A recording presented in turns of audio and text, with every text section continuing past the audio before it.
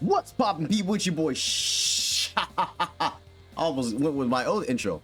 Zero, aka Black, Natsuki, Subaru, and today we are here reading chapter 56 of Arc 9 of ReZero.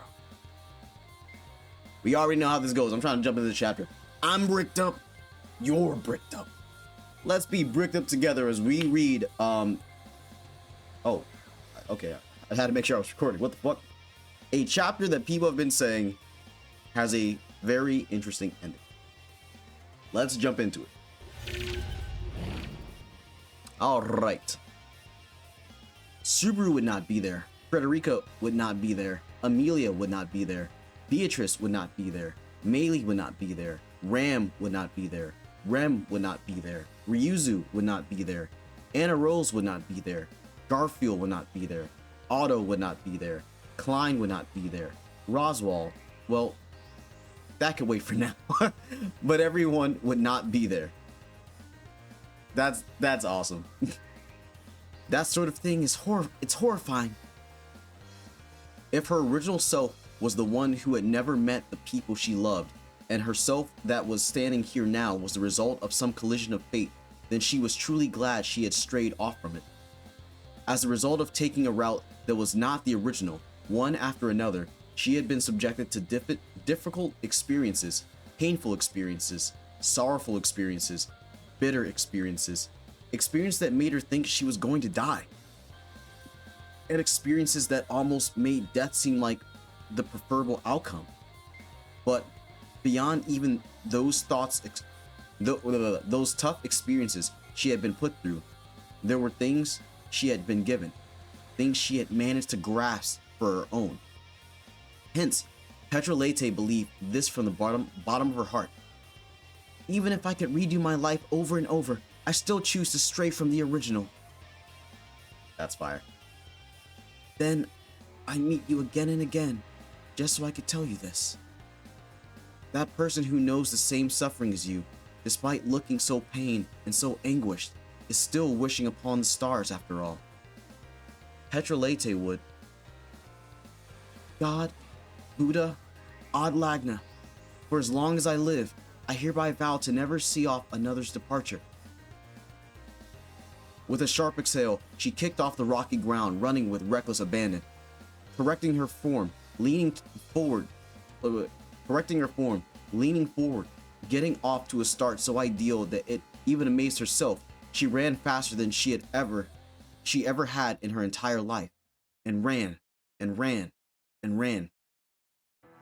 The sound of blood pumping roared through her body, her heart pounding out of her chest as if it would burst, and leaving her own ragged breath far behind her. She ran, but even if she ran that hard, play ball. The moment the cold declaration reached her from behind, her vision completely shifted. Before she knew it, the fastest sprint her legs had ever run in her life had come to a halt, leaving her standing frozen in astonishment upon the rocky terrain. Laid out in front of her was a familiar scenery to which she had assuredly turned her back, and within it, the man clad in steel helmet muttered, "Expand territory, matrix redefinition."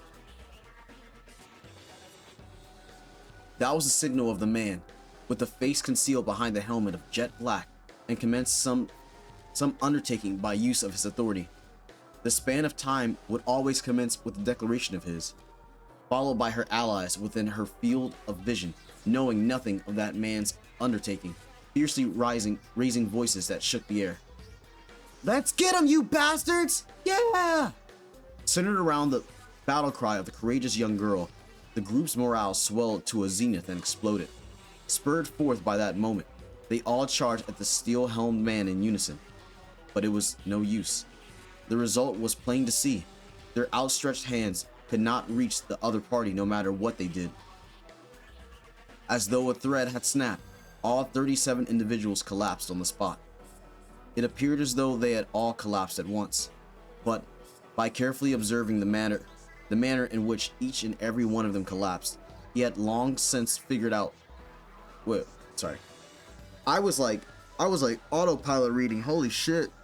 Oh, my brain was thinking about something completely different. Oh. Sorry, hold on, chat. Sorry. Ugh. Like I don't know why I was not there when I was reading that. Also, my throat is kind of dry. Most likely from last night.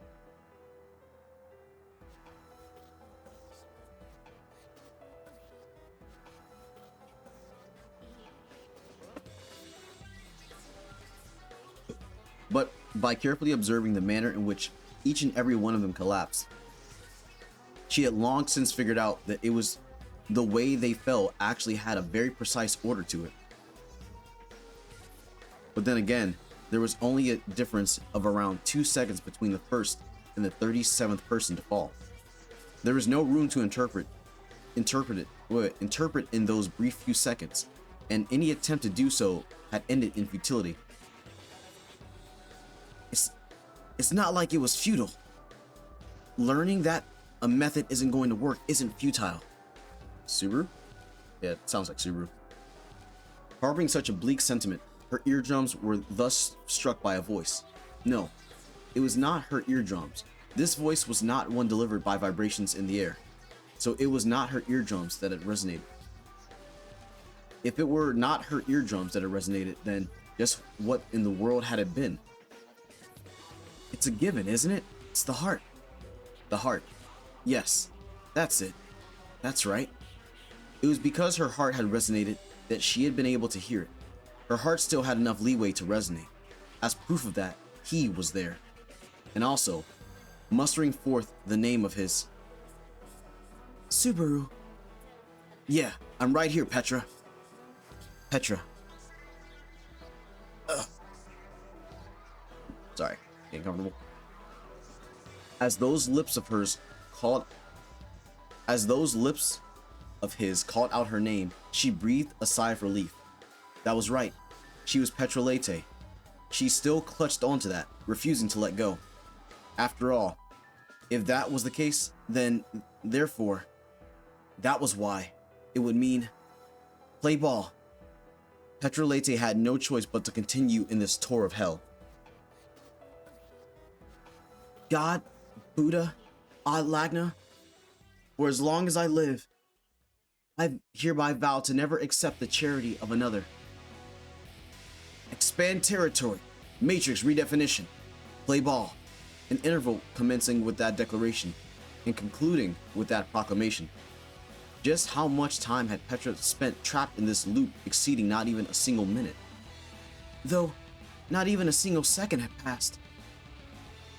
With such a riposte, with such a riposte to the whispering of her own heart, Petra exhaled a raspy, ah. So like, if he keeps resetting in his own territory, does that mean that like the vow that Petra would make would then be revoked, since technically it would have never happened because they're going back, even if her memories of the events are still happening? Interesting.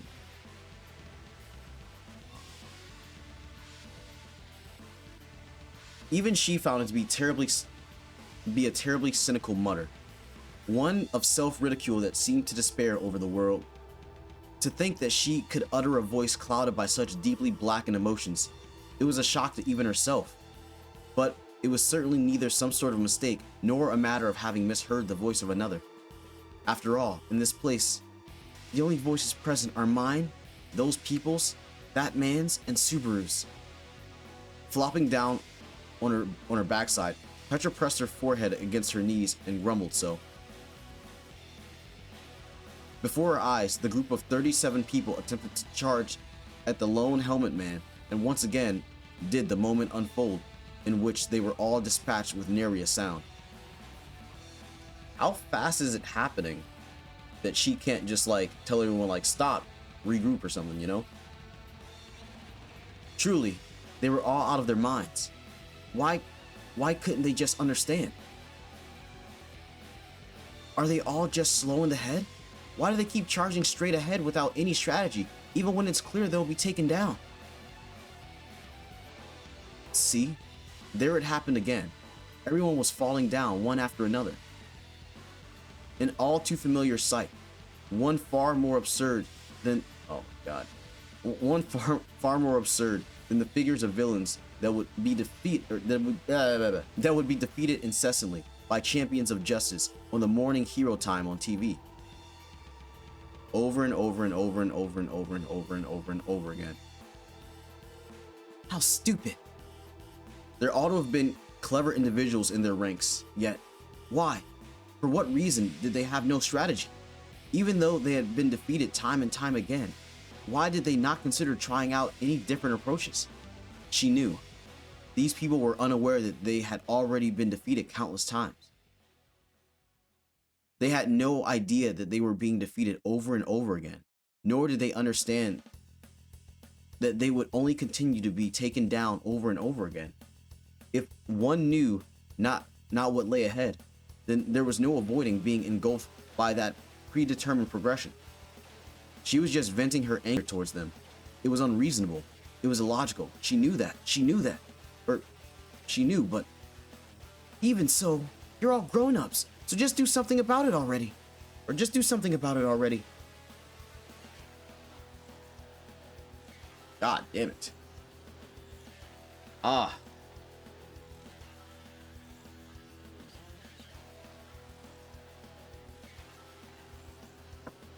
Is this the fight against Turbo Granny? Yup. Fucking knew it. Upon her folded knees, again and again, she slammed her forehead. It hurts. It hurts. It hurts. It hurts. Wait. It hurts. It doesn't hurt. It hurt. It doesn't hurt. It hurts. It doesn't hurt. It hurt. It doesn't hurt. It hurts. It hurts. Ah! Okay, I'm not gonna scream. Play ball. Ah! Ah! Audubon. Expand territory. Matrix redefinition. Ah! Across both the terminus and commencement of the loop, she had succeeded in raising her voice. So what? At the eccentricity of Petra suddenly raising that strange cacophony, a shift was born in everyone who had been about to charge at the man helmed in steel. They all turned their eyes towards her, aghast at the sight of Petra scratching at her head and clamoring out. Oi, what's wrong? Petra, the fuck's happening? Did he do something to you? Fall back, Petra. Are you... Wait. You are the cornerstone for Ram and the others. Voices hurtled towards her, worrying for Petra, who had raised a strange cry upon being subjected to some abnormality. Everyone at that moment produced fresh voices and words, trying to comfort Petra. That made her glad. Thank you. I love you all, really, truthfully, but I'm sick of it. I already know all that, you know? What manner of voices everyone would raise if Petra broke down like this, she knew. That they would all do their best to rack their brains if Petra earnestly tried to explain the loop to them, she knew.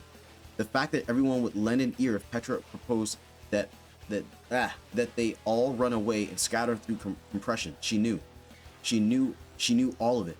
She had seen it, heard it, referenced it, divulged it, imparted it, discussed it, pondered it, challenged it, strategized against it, tried to defy it, tried to abandon it, picked it back up, and cast it aside again. Say something different already.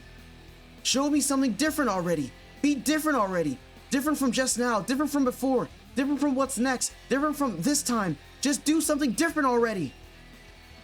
With a crumpled up face, the very visage of ugliness, Petra's voice fractured with unseemly cracks, raising in an incomprehensible string of words as she scratched at the ground to the point that her nails were starting to peel off. Oh God. Beholding that, everyone was rendered speechless, but immediately pinpointing the cause to be the man in the steel helmet that directed the brunt of their rage towards him, bearing their fangs. Petra, stand up! Ram will lend you her shoulder. As the group charged towards the man in the steel helmet, one person had broken away from the crowd and extended her hand out to Petra. How kind. Even in this situation, even with her sharp voice and steely expression, her hand was kind. I love you. But you see... Play ball. Expand territory. Matrix redefinition. Indeed, her disheveled face, her peeled off nails, her worn out voice were all restored. Damn, dude. When this eventually gets animated, this is going to be fucking crazy. Damn it, dude. This arc's so good. The concern that they had shown her, their uproar of righteous indignation, that distress towards one's protege, all of it had been reset. Having been reset, they would savor the unspoiled beginning and the end with brand new feelings. Let's get him, you bastards! Yeah! How nice it must have been for everyone, with feelings so fresh they could still cry out in such high spirits. Dude, a chunk of this chart has just been hurt, like the chapter has just been her going through it.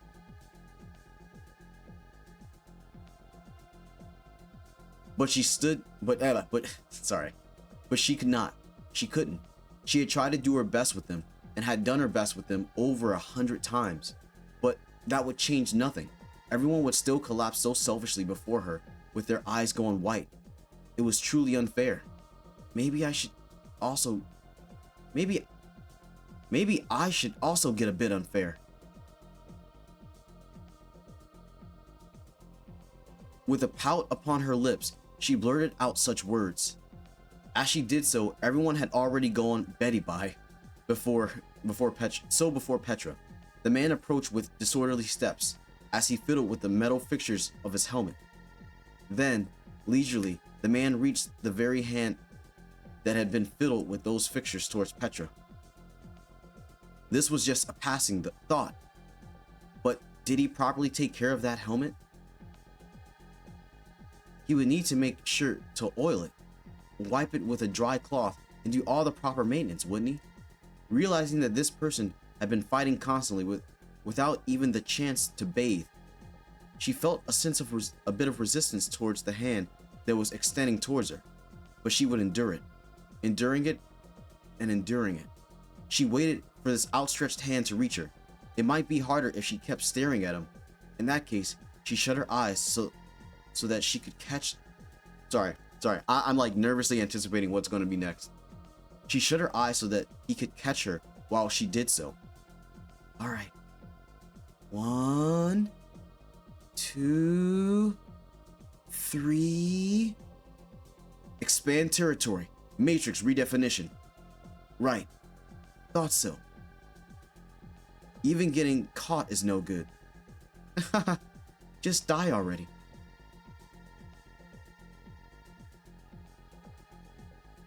Damn, they were going crazy with the art.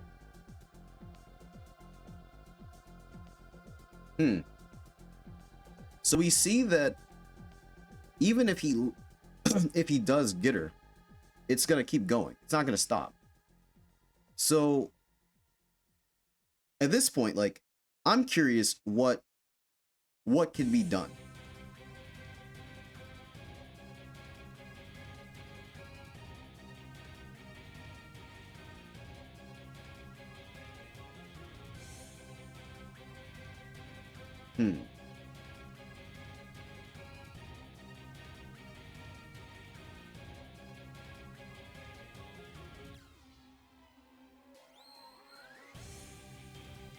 I'm curious. Like, if I was Petra. Nah, cause like she. All right, I accidentally glanced ahead. My bad. You know, I'm just gonna fuck it. Just gonna read. God, Buddha, Ad Lagna, for as long as I live, I hereby vow to never speak of my failures. Expand territory. Matrix redefinition. While she initially realized that she had been caught in a loop that commenced upon that signal, Petra had managed to maintain her composure without being greatly perturbed, even in the face of such an apparent situation. She had naturally been a bit shaken, but it was far less than one might have expected. That was because, Petra, we're looping through a short time span. It's Ao's next trick. Shouting that out in lieu of Petra was the sole entity who was sharing in the loop that Petra had been caught in, the only one who had experience with the flow of repeating time, the imaginary Subaru. The presence of Subaru and the message left by Ramji that she had seen just before being trapped, the marks etched into the ground as it's tabulating something, and suppressed Petra's discomposure. Ramoji-san was also put through what I'm experiencing now. One horizontal line overlapping 4 vertical ones. That was a method of keeping count as tally marks, which when using kanji would typically be done drawing the, I don't know what that's called, character. By leaving that engraved upon the ground, Ramji had conveyed the situation he had been placed in to Petra, because eventually he would get out. It was difficult to imagine that Ramji had ended up in the same state after only 5 times he had marked. So what he had intended to convey was not the actual number of times he had looped, but rather the fact that he was looping in itself. Having already fallen into the same predicament, the information might have seemed too late for Petra, but that was not so. The message Ramji had left behind was a clear warning to Petra. In other words, that which Ramji had wished to say was, if I keep on repeating this forever, if I keep on repeating this forever, I'll end up like Ramoji-san. The collapsed Ramji had sustained no external injuries, and it was not as though he had ended up like this due to being tormented by wounds accumulated through the repetitions. No, in a sense, there was no doubt that it was the result of that which had been accumulated. In other words, across the time that Ramji had repeated, his mind had been completely whittled away. Without a doubt, that was precisely the same tactic that Petra and the Autobusters had attempted to use against Al. So it would be said that he had turned it around on them as an act of revenge. She did not think that Al had been aiming for such revenge, but either way, if she had been caught in this situation without any preparation, Petra might have suffered the same fate as Ramji. Nah, it's not the same as Ramji. From the looks of it, the same thing happened to Ram and the others. Right. Al-san is using his authority on everyone who's charging at him in the same way. But the timing of when the loops start is when everyone is still conscious, isn't it? Okay, Petra. Sure seems that way. It may be a repeating situation, but maybe it's something like it also reflects the real-time events outside the loop. So after someone gets taken down, it exits and moves on to the next or something. In that case, I'm already the only one left. The meaning concealed within Subaru's words was far too hopeless, causing Petra's cheeks to stiffen. Supposing that by the time Petra's turn in this loop arrived, the fates of her allies and the Outerbrusters could no longer be altered. Oh, yeah, well, yeah. Even if this loop were to come to an end. Wait. Don't be so pessimistic. Even if it turns out to be the case, we've got the authority of Justicia. With that, we can compress their cooldown time or something. Compressing the time that they're fainted so they can suddenly get back up? Yeah, it's never been done before, but wouldn't it be amazing if we did it? As Subaru snapped his fingers and proposed his idea, Petra's breath caught slightly. In truth, she could imagine that such a feat would be rather difficult. It was possible to use her authority to compress time for discussion or the interval it took to acquire a new skill, but to require the compression or a comparable amount of energy. In a nutshell, if Petra were to compress a single day for herself, it would consume a day's worth of energy. For 3 days, it would be 3 days worth. For 7 days, 7 days worth, and so on.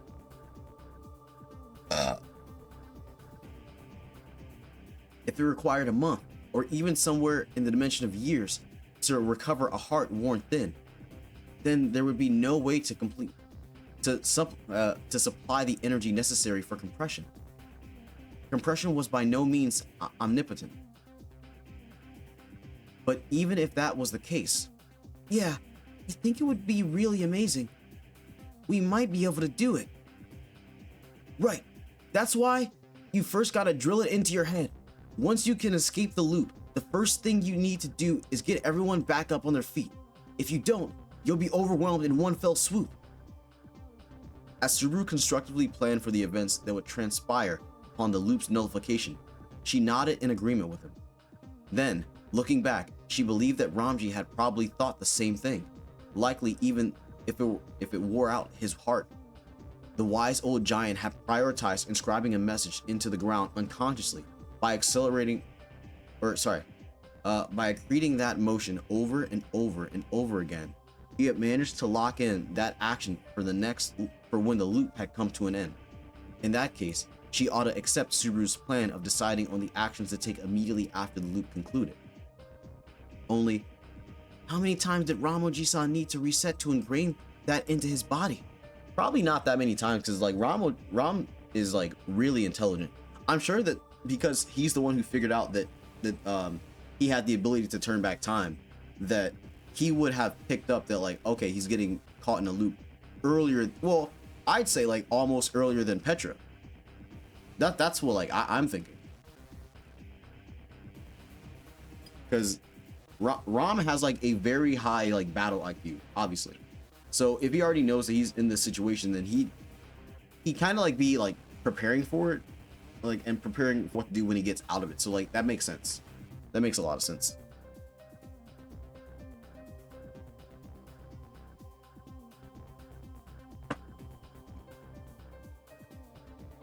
Petra, let's do some testing. In the past, Baeko devised a looping hallway that went on forever. If the rules are the same as that, then there's gotta be a condition to end the loop. Petra swallowed hard, and Subaru informed her of their next course of action, smiling back a yeah with a nod, Petra once again facing forward. Let's get him, you bastards! Yeah! Even during the conversation Petra and Subaru were having just now, the sequence of her fellow Outerbrusters challenging Al before toppling down before him had been repeated. In all honesty, as she had gleaned from the Book of the Dead, the way Subaru would cherish each and every loop, carefully storing the details of all the events within himself, was something she respected and thought of as cool. But it would be difficult to pull off the same thing in this loop that exceeded not even a single minute. I gotta say, even I think it's unreasonable to expect you to properly mourn each time they all get taken out in a situation like this. But there's something you gotta make sure you remember. The number of times it repeats. Or the number of time it repeats? Well, that too. But for each of those times, Petra, you need to remember the anger you felt, the regret you felt, and the sorrow you felt. Remember that no matter what. That's right. In this world of repetitions, amidst the loop that only continued to go on and on and on, she was the only one who could carry these feelings forward. So just as Subaru said, she had to ensure that she remembered. Because no one else will. After she exited the loop, even if Al had no idea of what Petra and the rest had endured, she would never forgive him, no matter what. She would hammer it into him exactly how much they had suffered. With that vow in her heart, Petra nodded at Subaru and faced to the fore. It's the stars. Your stars were bad. Then facing off squarely against the approaching Al. Play ball. Play ball. Play ball. Indeed, they bravely declared their intent to embark on this tour of hell.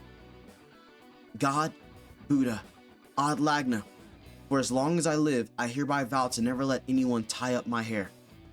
Okay, so it's 100% better. And so, her resolve having been steeled, Petra continued to wander the depths in hell into which she had plunged herself. What should I do? Grasping her knees, slamming her forehead against those knees again and again, she questioned herself. What should she do? What was it that she ought to do? How could she put an end to this loop? What's the condition? There is a condition for this loop to terminate. That person had said as much to Petra, and Petra was of the same opinion. It was standard practice for these types of situations. The kind where the same events were to play out repeatedly without end, to have some sort of end condition that would serve as the trigger, a formula, a foreign conclusion, a rule, and since it was a rule, that had to be kept. It just had to. Surely, it was being kept because it was kept. Sorry, I read that so weird. Because it was kept, there would certainly be a way to put an end to it. Yes, that's all. This argument is over. Since it's over, it's time to think about the condition. The trigger to end it. What could it be? I tried all sorts of things, you know? Employing compression to the fullest, she had surely attempted an array of methods much more vast than any ordinary person would have. She had worked with her allies to defeat this man in the steel helmet, and when it was clear that taking him down was not a viable option, she had attempted to let everyone flee by means of compression.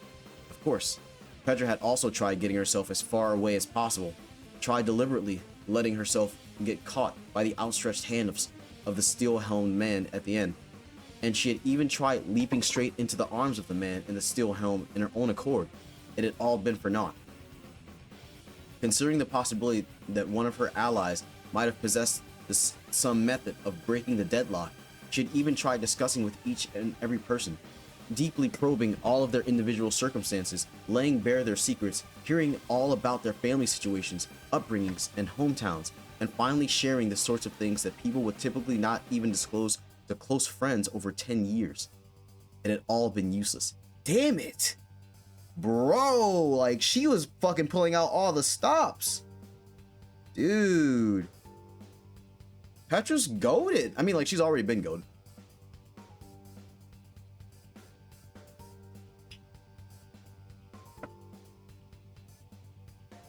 God damn it.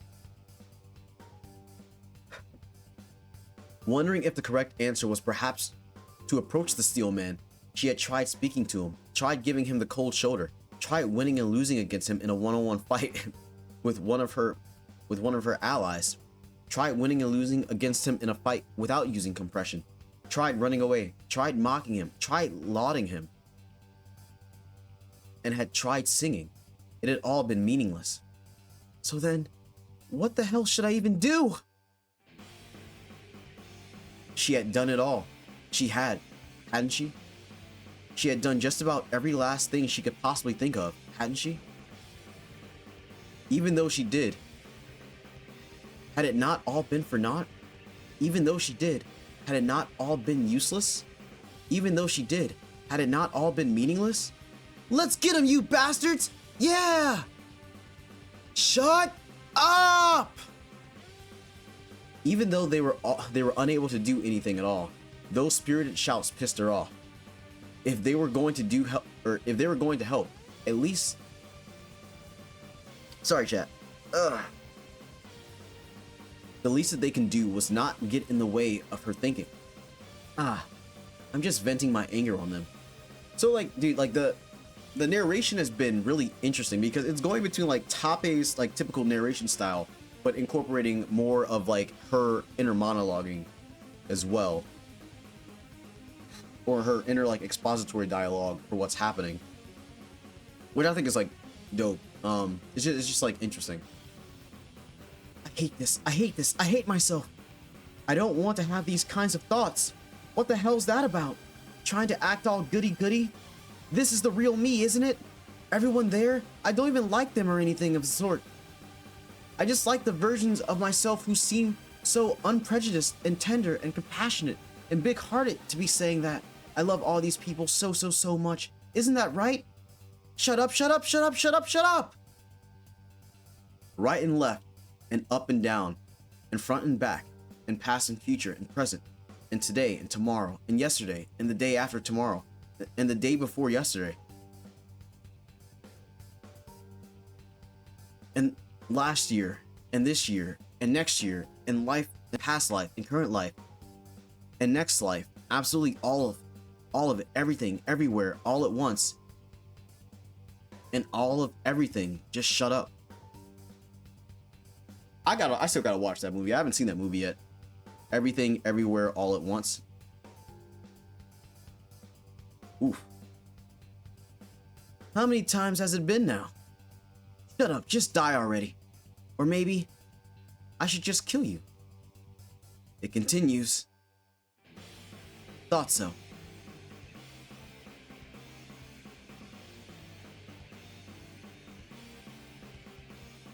Was that like a temporary like pause in the looping? Back to the same place. Now wasn't that a Now wasn't that a surprise? Sometimes he'll even say something other than play ball.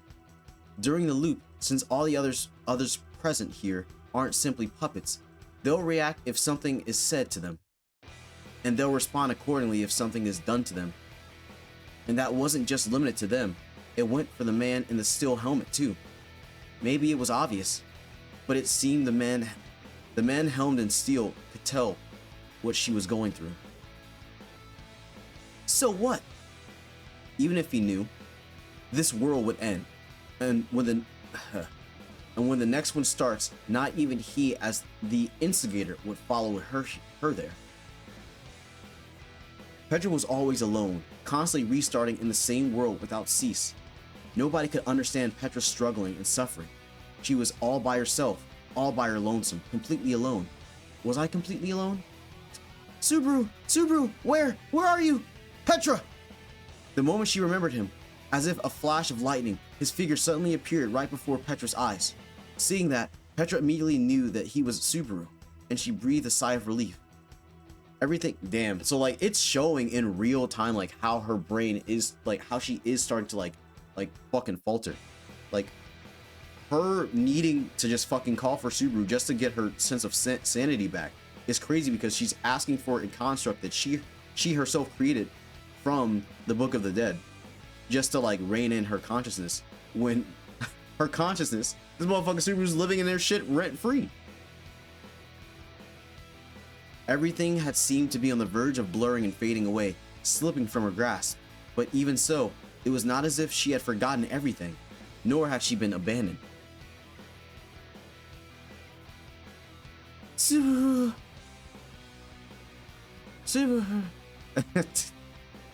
As tears immediately began to overflow and sullying her disheveled face, she rushed over to him. She leapt towards him, then He promptly held both of his arms out and attempted to embrace Petra. He could not. She passed right through him. Upon the desolate ground, she tumbled down without any attempt to catch her fall. It hurt. She fell flat on her face. Subaru did not catch Petra. Of course. It was always that way. After all, Subaru's hands were always occupied with somebody else. In that case, don't even bother reaching your hand out to me. Petra? Back then, wouldn't it have been better if you just left me there to die? If in the village, if you had done nothing, if you had just left me to die to those witch beasts, wouldn't it have been better? She knew if Natsuki Subaru had not interfered, Petra would have died long ago. Even though she had died, she was still alive. She had ended up living because she had ended up living. She was now going through such suffering, with such painful thoughts, and none of it would come to an end. I'm sorry, Petra, I'm sorry. But please hang on. Don't talk like that. Huh? Ah! What's that? Even though I'm going through such a hard time, you're scolding me? Even though I've been hurting all this time, over and over and over again, crying like this, you're scolding? You're scolding me? Just stop it already. Yeah, she's starting to feel what Subaru, like, I'm telling, dude, like, bro, as a reader, I would have broke well before Arc 2, bro. I am not, bro. What? Dying? Multiple. I am, dude. Arc 2 would have broke me. Arc 2 would have absolutely fucking dude, it would have took me out. It would have took me out. It would have taken me out. Like the shit in the mansion, that shit would have taken me out. Arc 3, get the fuck, come on, bro. Like the amount of times that he has died, the suffering in silence. But the thing is, even though it's a construct, she can still talk with him. She exploded. She had done it. She had already gone and done it now. There was Subaru, a look of sorrow and concern painted on his face, and Petra began wanting to vomit blood, began wanting to gouge out her own heart, began wanting to blow her own head off. Actually, why not? The most straightforward trigger to end the loop. In those words, she formed a finger gun and compressed her index finger against her temple, concentrating mana on that fingertip. A dim white light began to illuminate. Beholding this sight, Subaru, petrified, reached his hand out towards Petra, even though he couldn't touch her at all. See, it went right through. Petra, wait! Don't be so hasty! I get it, I really do, but please hold off on that sort of method. If the opponent's aims is to make you do that, then marry me already. Then marry me already. Okay, alright, calm down. You're a child. Make me your bride already. Become my Subaru already. Make me your number one. You saved me. You saved me, so marry me. Embrace me for the rest of my days. Claim my life for yourself already. If you do, then fine. But you won't do that, will you? In that case, my life is my own, isn't it? If it's my own life, then just let me use it as I please. Even her herself did not understand what she was trying to say. Anyhow, everything was making her angry. Not a single thing was turning out as she wanted it to. She was angry at all the people who were not doing anything about the situation. And at the man in this steel helmet who had caused the situation. She hated it. But I love Subaru. I don't get it. He's not doing anything for me, is he? But he's always been doing stuff for me. And even now, he's still trying his best to do something for me, isn't he? He won't marry me, though. What's the deal with that? How stupid. Heck! I didn't mean it that way, you know? I wasn't saying that to Subaru, you know? I'm the one who's stupid after all. A head like this, I guess I don't need it anymore. Bye-bye. With that thought, a white light shot out from the finger gun with a bang. Expand territory, matrix redefinition.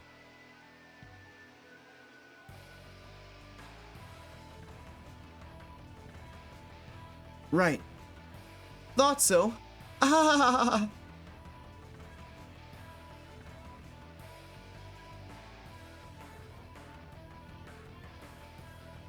So yeah, clearly she killed herself, and that wasn't the end of the loop. Now I see like the meme where people are just like, no, Petra. Woo! This is a chapter.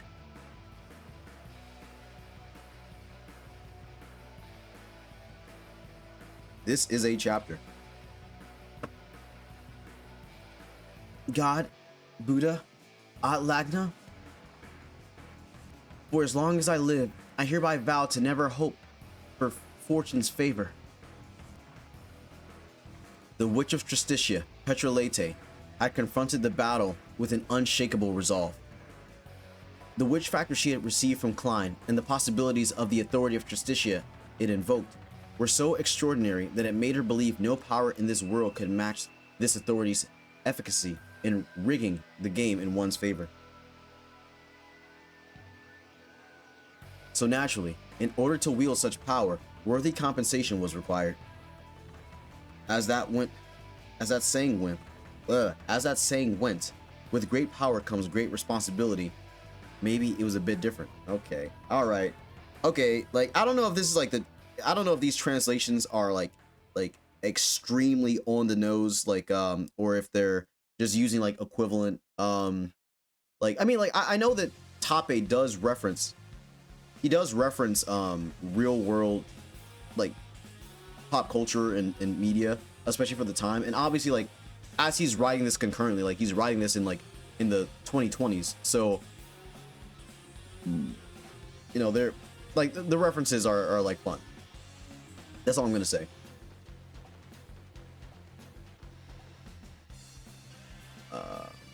Either way, since she was deliberately taking on those enormous drawbacks, she had to make sure that the benefits would pay their parts to the fullest.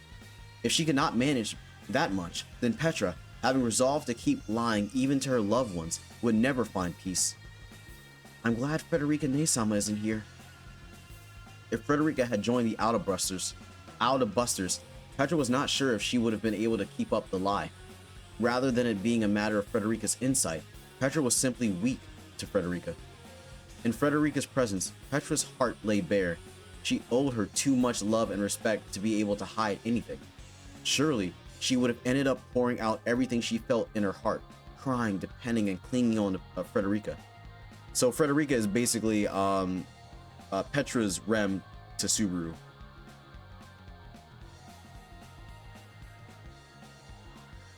If it were just a matter of keeping things hidden, the same thing could have been said about Ram and Otto when they were in top shape. Only Ram was in a merry mood thanks to the restoration of Rem, and Otto, without his memories, could not fully exhibit his natural insight, so neither of them had noticed Petra's lie.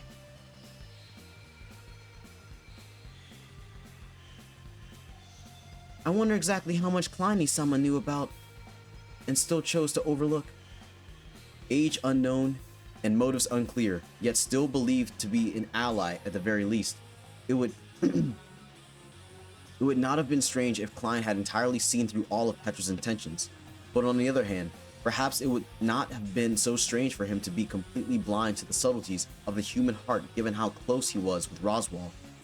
Either way, right at the beginning of all of this, Klein knew that Petra had made an enormous sacrifice. His position was thus one in which either outcome was conceivable, that she would offer up nothing else, having already paid such a huge price, or that she would easily offer up more, having already paid once. In that case, it worked best for Petra to interpret it as a silent push of encouragement for her resolve. Regardless of Klein's true intentions, Petra had already rolled the dice. By now, how many times have I done? To never imbibe, to never pen a missive, to never clutch a stuffed toy, to never put needle to thread, to never sing, to never play with children, to never visit places of fond memories, to never hold beautiful flowers, to never partake of her favorite food, to never return to her hometown, to never shed a tear in the company of others, to never wipe the tears of another, to never speak of fond reminiscences, to never retell her favorite stories, to never call others by terms of endearment, to never invite another into her home, to never nurse the deathbed of another, to never hold the hand of another, to never desire reconciliation with another, to never display weakness to another, to never watch the morning sun in the company of another, to never be picky about anything, to never cry for another, to never wish upon the stars, to never rendezvous with another, to never walk in the sunset with another, to never tread upon the shadow of one who walks beside her, to never speak of her dreams to another, to never partake in celebrations, to never bestow a gift upon another, to never wave at anyone, to never pray before going to sleep, to never comfort the wounds of another, to never find joy in a clear sky, to never lament a rainy day, to never gaze upon a rainbow in the company of another, to never cherish silence, to never divulge this important secret, to never wish for kindness, to never see off another's departure, to never accept charity, to never speak of her failures, to never let anyone tie up her hair, to never hope for fortune's favor. There were a lot. There would be no end to it if she began to count everything she had offered as compensation, and it could even be said that Petra had a very bleak life ahead of her. Even so, this is still quite a bit better than it could be. The trick to telling a good lie was to mix in a grain of truth. That was a well-known maxim. And Petra's lie had ended up taking on a similar nuance. The price of the authority of Justitia was being paid not just by its holder, Petra, but also by a great number of other people. Oh! Oh! This was the condition Petra had proposed to gain everyone's consent. Oh, shit! Whoa! Whoa! Whoa! Whoa! Whoa! That's... Whoa! Oh! Huh! Whoa! Wowzers!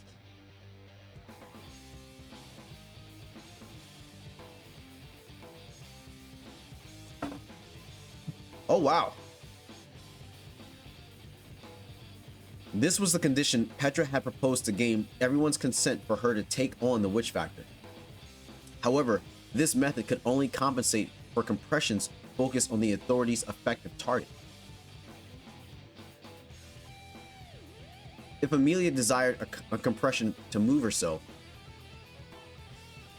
Oh, shit. It was... Oh, shit. It was possible. Oh my god. Whoa, whoa, that just hit me. It was possible for it to be invoked with compression from Amelia, but if Petra thought Amelia was in danger and used compression to move her, it would have been Petra who paid the compensation.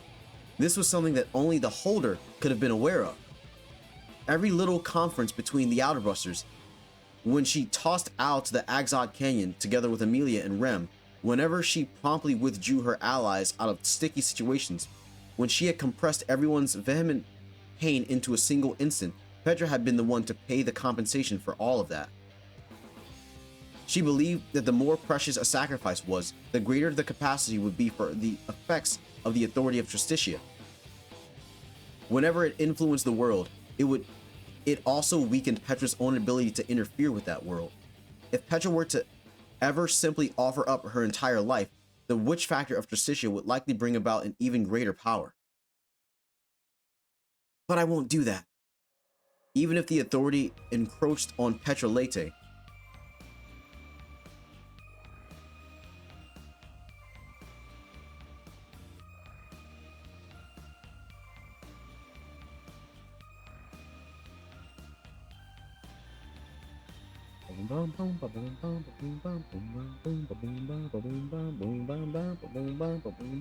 Alright, sorry. Like, I love this soundtrack. I digress. Where am I? Even if the authority encroached on Petra Lete, making her sell off her life bit by bit, diminishing her hopes for the future, and making her relinquish a great deal of happiness, Petra would never do anything like throwing her life away in despair or resorting to other such extreme options. That sort of thing is uncool. She did not want to show him any part of herself that was uncool. She did not want to do anything that was uncool. During her fight against the Sin Archbishop of Gluttony, Roy Alfard, it was the same. So long as those feelings continued to sustain her, Petra would never compromise her sense of self. After all, to the stars, Petra Lete would. God, Buddha, Ad Lagna, for as long as I live, I hereby vow to never hold up the back of another. Expand territory. Matrix redefinition. Why must I go through this sort of thing? Did I do something bad? I've been a good girl, haven't I? I tried to be a good girl, you know. So why and how did things end up like this? Someone just explain it already. Let's get him, you bastards! Yeah! What should I do? I've tried just about everything, you know. I've done it all countless times, you know. I've tried every last thing that I could manage to come up with. I fought and won, you know.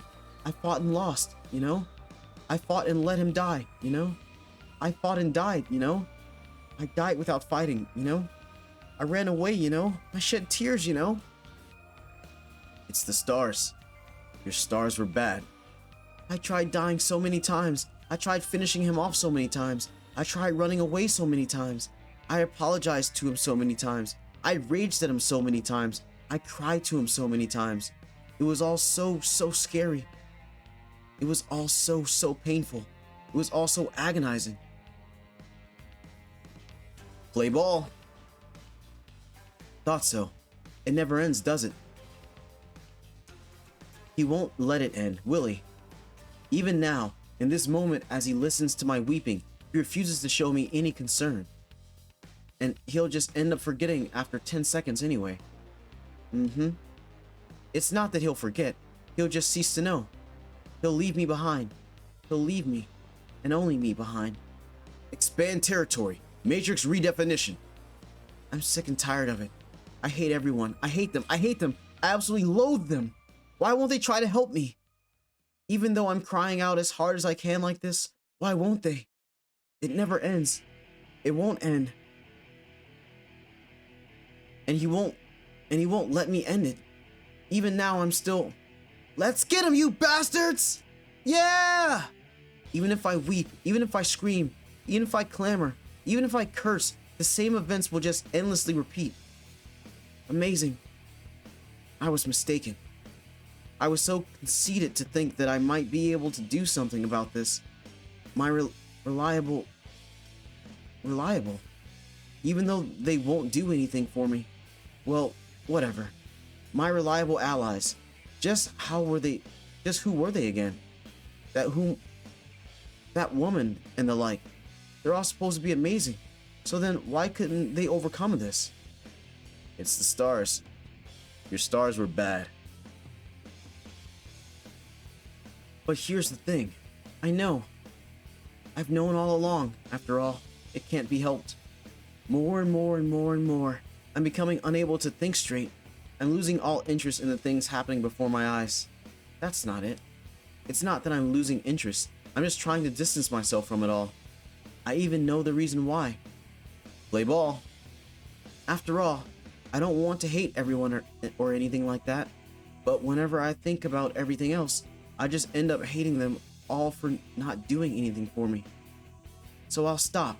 I won't think. To make sure that I don't end up hating them, I'll stop thinking. I just won't think about anyone. I don't care about those people at all. Wow, that's wrong. Sorry. That's a big fat lie. I love them all. Yes, love them. Expand territory. Matrix redefinition. Well, it can't be helped, can it? I'm still a child after all. I can't grow up and become an adult all of a sudden. Even if I just stay here forever like this, repeating the same moment again and again, I will eventually become a grown-up. Well, sorry to say, but I won't. After all, it's just the same moment in time that's repeating. No matter how hard I try, it's always the same. If it's always the same no matter how hard I try, wouldn't it be fine to just stop trying? Let's get him, you bastards! Yeah! That's right. I'm trying my best. Wait. Yes, that's right. Trying my best had been meaningless. It was always the same. Trying my hardest was all for nothing. Let's just stop thinking about such difficult things. Trying my hardest was all for nothing. It was all completely meaningless. I've been doing things for no reason this whole time. Right, that's right. Thought so. What's up with like this change in font? It's the stars. Your stars were bad. I tried my hardest from the start, so it can't be helped, can it? Even if I tried my best, it's not like I can become king. It's not like I'll be cherished. Wait. This is what Subaru was thinking when he was going to like fucking break down like in episode 18. I'll be cherished. It's not even like I could get married to that person. So it can't be helped anymore. It simply can't be helped. Play ball. It can't be helped, so let's just end it already. There's nothing that can't be helped. Why?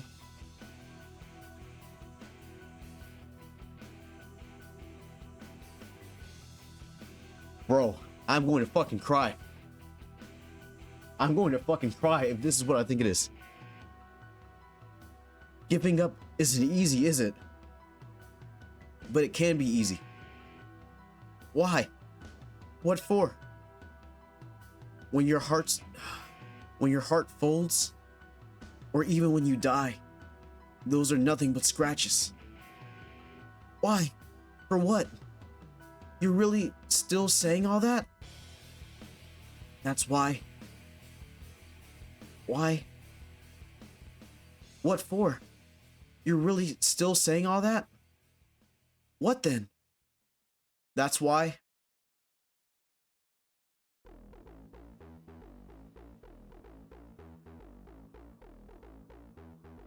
We can still do this.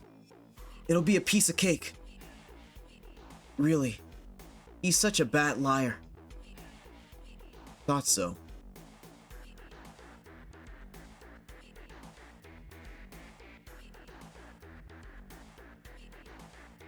For the imaginary Subaru to quite literally give Petra the same type of fucking talk and encouragement, shortened obviously, very brief, as Rem did in oh god, as Rem did in episode 18, bro.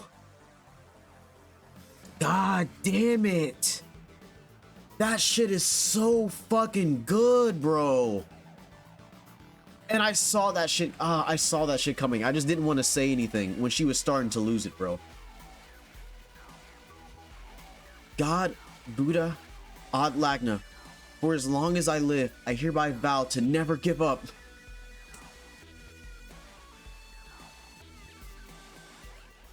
I hereby vow to never bend the knee. I hereby vow to never regret my choices. I hereby vow to never cry bitter tears. I hereby vow to never forget that which I have loved. Damn it. I knew I was gonna fucking cry during this fucking reading. I fucking knew it, bro. I fucking knew it, bro.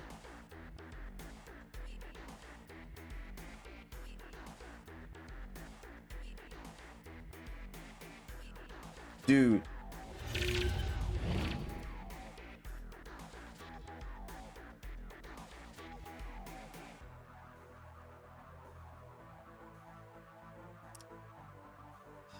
This shit is fucking cinema, bro. This shit is fucking cinema. Petra Lete was a country girl born in Arlen Village, a village in the kingdom of Lagunica. The original Petra was not a girl who would have ever participated in a battle to decide the fate of the world. As a mere village girl, she would have either lived a somewhat good life with her cuteness and shrewd manner, or be engulfed in one of the world's great billows, ruthlessly scattering her life to the waves. Hold on, I gotta blow my nose. I'm sorry, chat. I'm gonna keep a extra little bit of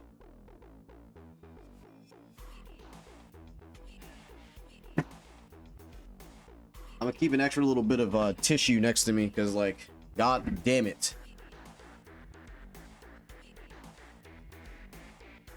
That little brief instant of me blowing my nose, like, calmed me down just like a little bit.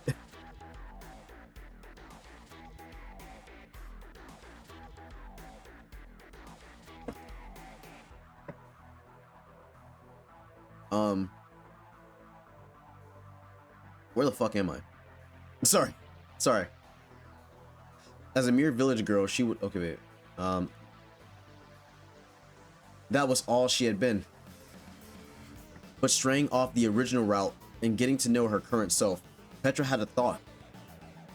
Even if I could redo my life over and over, I'd still choose to stray from the original. Yes, that was right. Straying from the original, Petra would always end up arriving here. And so, Petra wished to say this to you, the one who saved me and steered me off my original path, and to you, the one who's trying your best to lead me by the hand with those lousy lies and anguished expressions. I have this to say. It's thanks to the stars that I can be here today. Fuck, bro! This chapter's fucking me up. With those words, Petra wiped her lips with the back of her hand, leaving both Al and Subaru at a complete loss for words. Setting Al aside, she knew the reason for Subaru's speechlessness. She must have thought that her own lousy lie and attempts at encouragement had gotten Petra so depressed that she would not have been able to speak. Certainly, it had been a lousy lie. The trick to a good lie was to mix in at least a little bit of truth. She had even just mentioned it. This lie, however, had failed to mix in any fragment of the truth whatsoever. Truly, a lousy lie of the highest degree. But I don't want to let that person I love become a liar after all. And so, she got back on her feet through her own efforts. He could rely on neither comfort nor encouragement, so he kept watching over her with such worry, trying to pat her head and support her back, though he knew he could not touch her. And seeing his admirable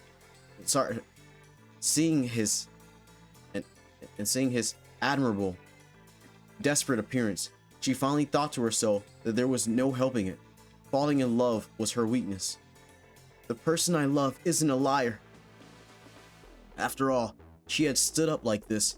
Petra had stood, so Subaru was not a liar. The repeating world had been in agony, revitalizing. I'm sorry. I'm so sorry. Like this, bro.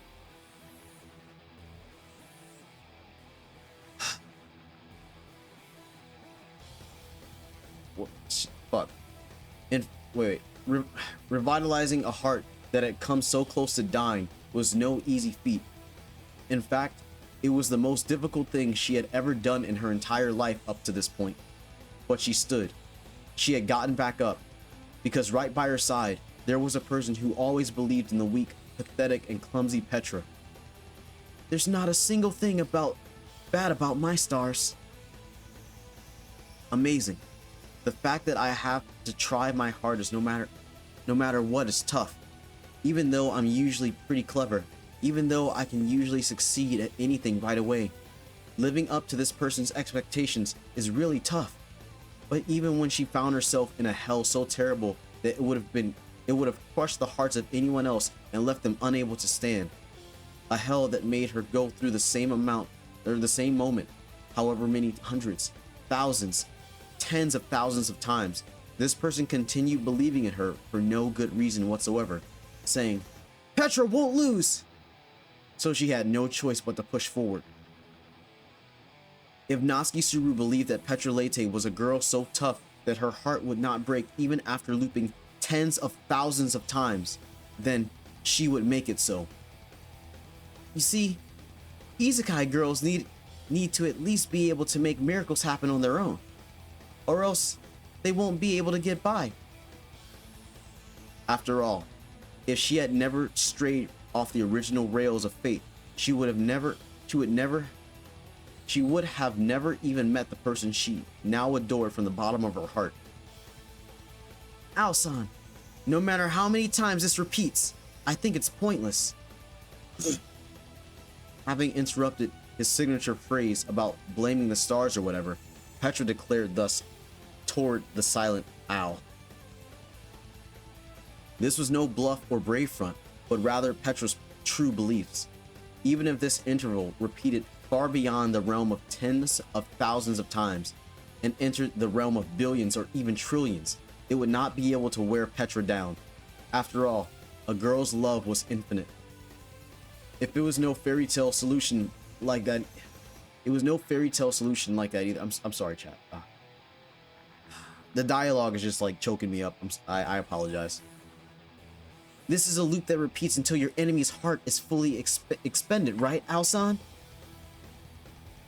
Even when she triumphed against Al, even when she killed him, even when she sent him far, far away, it did not end. Even when she was defeated by Al, Even when Ao was caught by him, even when she ran far, far away, it did not end. Even when she killed herself, even when she was killed, even when she tried to abandon everything in despair, it did not end. Simply put, even though it had repeated over 10,000 times, it did not end. But you know, the point that it's cut off ought to be decided by you, right, Ao-san?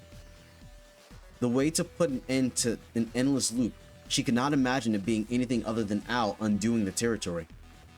The loop was likely nothing so convenient that it would end in its own... The loop was likely nothing so convenient that it would end on its own once the target's heart was shattered. The timing... Oh, okay. The timing to end it would always need to be consciously executed by the Ao inside the loop. I feel like the loop did start with him saying, define territory. Oh, I love this theme. Ultimately, if she got Ao to throw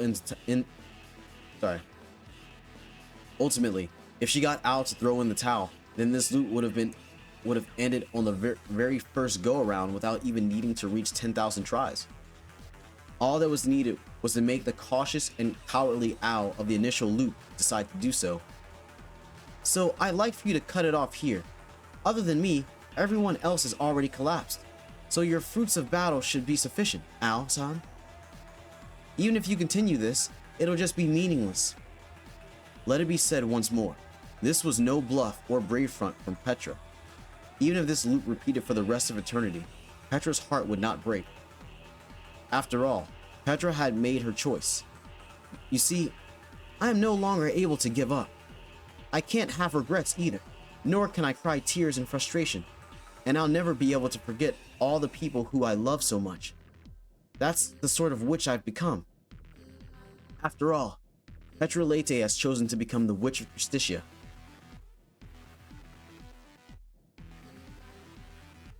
Hey, Ao-san, how many more times are we going to have this conversation? Indeed, the Witch of Justitia's question, a faint hum rumbled in Ao's throat. It was apparent that his eyes, hidden under the veil... So she's compatible now? Or did she become compatible after giving up the ability to give up? And like, the willingness to be able to throw everything away? Like, almost melancholic? It was apparent in his eyes, hidden under the veil of steel helm, had began to smolder with emotions of dusky black upon discovering something inscrutable deep within the Witch of Justitia's own round eyes. By some chance, perhaps that might have been related to an unfading scar rooted in the very depths of Ao's heart. Perhaps in some time long past, he had peered deep into the eyes of a witch, only to be wounded in the process. On that trauma she would... compress agony. Compressing the trauma Ao carried, he forced it into him, boiling his brain, reversing the flow of blood, then peeling the scabs off all his unhealed wounds of joy, lamenting happiness and sorrow. She rubbed it in, not salt, but trauma. The stimulus of trauma so potent that he would go on to shed tears several dozens, hundreds, and thousands of times whenever he recalled it in his life here to come. In that instant, she made him taste it with a concentration of 1,000-fold. That moment, with the dread he harbored toward the Witch of Justitia and the compression of his stimulated trauma, Ao reacted not with his body, but with his soul, reaching out for the relief most familiar and accessible to him. That was to say, game set. The way to put an end to an endless loop was to force the start of the next loop. Arriving at that conviction, the Witch of Justitia entwined her hand with her entangled hair,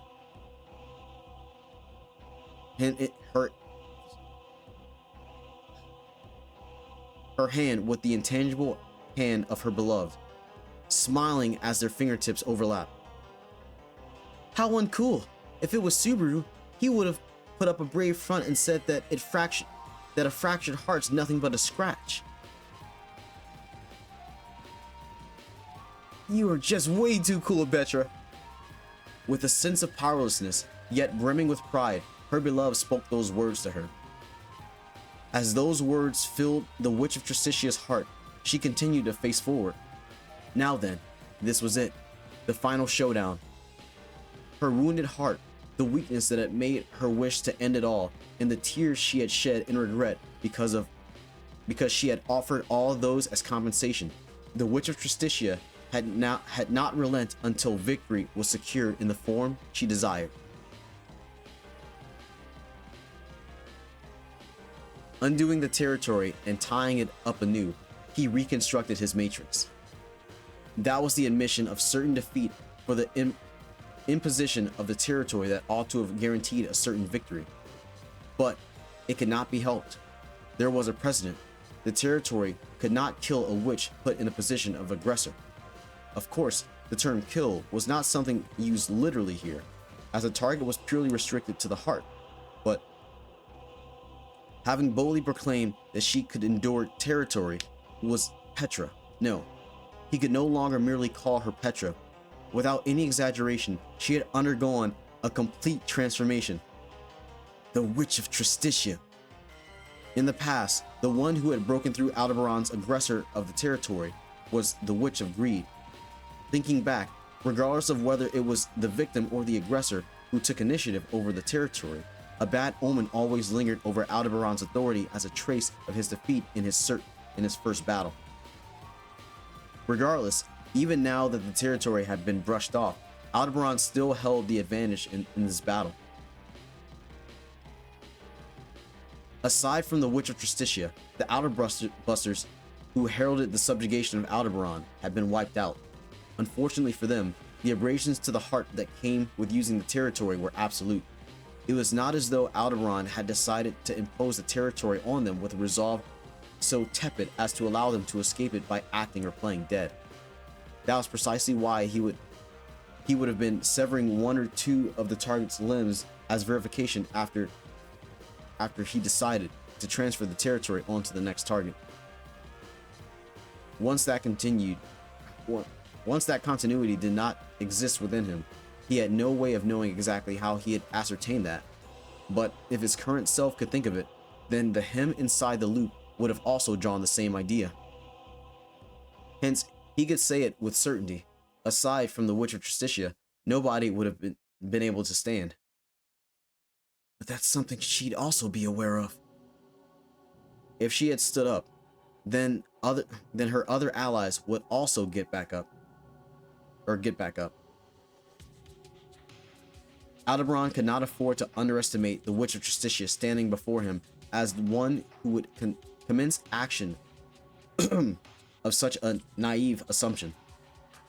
In that case, there had to be something the Witch of Tristitia had a plan to still turn to wait.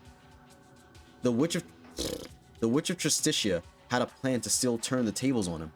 The girl boasting it's so crazy that this like small fucking village girl that we meet in season 1 goes on to become a fucking witch. You can't make this shit up, bro.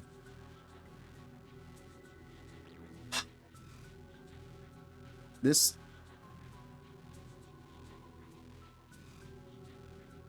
shit is diabolical. God damn it. The girl boasting of how the stars had allowed her to be here today, even when transformed into a witch, had a trump card. With the territory undone, Aldebaran and the Witch of Tristitia were in a momentary state of release, and while there was a distance of 5 meters between them, it was tantamount to nothing given the opponent's authority, or rather, with an authority like compression, there was no peace of mind to be found at any distance whatsoever. Yeah, low-key. But it was an authority. She was undoubtedly bound to make a move, playing a card in her hand known as the authority of Tristitia. Naturally, the most likely plausibility given the effect of her authority was to summon others forth using compression. The probable candidates were Lil Miss Rem and Lil Miss Melee, or even her Margrave Master. When he considered the potential personnel whom the Witch of Tristitia could assemble, and were not present here, the first ones to come to mind were those three. Rem ought to have been clashing against the highly admirable Ye, but since he had not glimpsed any discomposure in Ram, there was no taste of defeat that had been transmitted via their synesthesia. It was difficult to imagine that Ye had been defeated, but he had now reached a stage where he had no choice but to consider it. Meili was accompanied by numerous witch beasts, and Roswaal possessed monster-tier firepower that he even let loose back in the Empire. So Aldebaran believed that they were both highly possible. But none of them would provide anything more than being strong and formidable. The fact that Aldebaran could not be driven into a corner with mere numbers or strength had been made very apparent up until this point. If that had been her aim, it could only be described as short-sighted. No. It was not any of them. Aldebaran could intuit as much from the Witch of Tristicia's eyes. From the outset, his opponent had been compressing her thought process, giving her the ability to deduce conclusions while completely diminishing the concept of time. Any idea that Aldebaran devised and discarded would have been long abandoned by the Witch of Tristicia during her sorry, my lips are dry. Preliminary review. In other words, it was something different. He would need to alter his way of thinking at its very core in order to catch up. If the Witch of Tristicia were to call someone here, it would be an entity capable of breaking this deadlock. Is it going to be Roy? Don't tell me! Gritting his teeth, his eyes widened, and in that moment, as if having awaited to ascertain the spark in Aldebaran's synapses, the Witch of Tristicia raised her hand overhead and brought it down. Instantly, compression took place. Thereupon, the one who appeared between Aldebaran and the Witch of Tristicia was... Wow! This is way more carnage than we thought! Collapsed in handcuffs, his mobility constrained, it was Roy Alphard of Gluttony. The moment he saw Roy drop there, Aldebaran was convinced of his opponent's intentions. He had estimated the probability of Roy not being dead to being around 80%. To begin with, if they were attempting to save the victims of Gluttony, Roy's survival was indispensable. With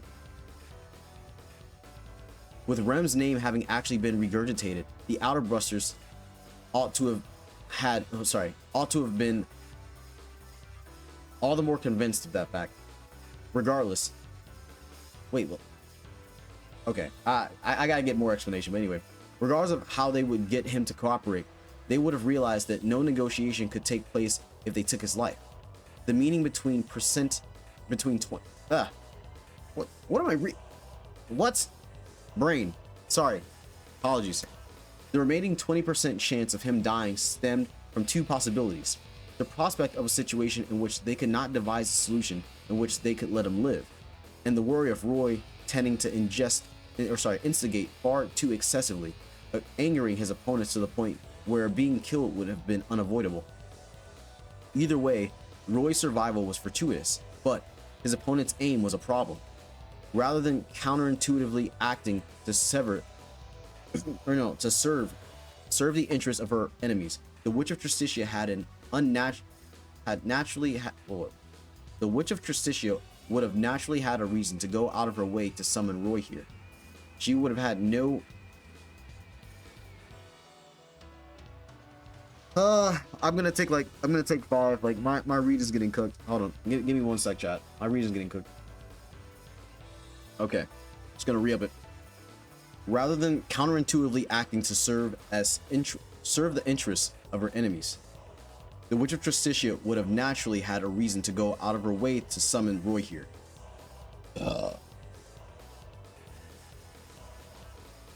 She would have had no objective. She would have had a secret agreement or something akin for Roy to work to her advantage. Like sometimes I hate my fucking room because like it's like at a slant kind of. But I digress. Okay. And so, having made an inconceivable comeback after having read the Book of the Dead, she would have pieced together from Natsuki Subaru's knowledge the reason as to why the Witch of Envy had taken action.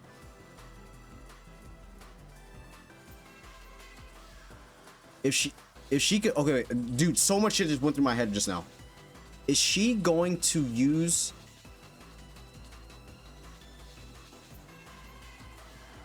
Is she gonna use it on herself to erase her name or her memories? If she could have, if she could have figured that out, then there was a chain of possible actions she would have unlocked. That was getting Reinhardt. Supposing the Witch of Justitia had colluded with Roy to have him use his authority, if it was the Witch of Justitia who had shattered her own heart to the point where even the territory had no effect on her, it would not have been strange for her to opt for the ultimate self-sacrifice in order to recover Natsuki Subaru. That was an idea Aldebaran himself had also come to. The world's salvation via the authority of gluttony, to take an individual who had read Natsuki Subaru's books of the dead and strip them of those memories. Then the Witch of Envy would withdraw, and the deterring force of the world who had been stuck keeping her at bay would come. The Sword Saint, whom he had successfully surmounted through numerous attempts and traps, would come. If the Sword Saint Reinhardt van Astria were to arrive here, that would be the end. His plan would come crumbling down. Hence, Aldebaran poured the entirety of his soul into preventing that outcome. To Roy Alphard of Gluttony, summoned to the scene via the authority of Justitia, he would, "You're forbidden from devouring memories. You'll be scorched by the curse mark." Once again, he tightened the conditions that had previously been slackened.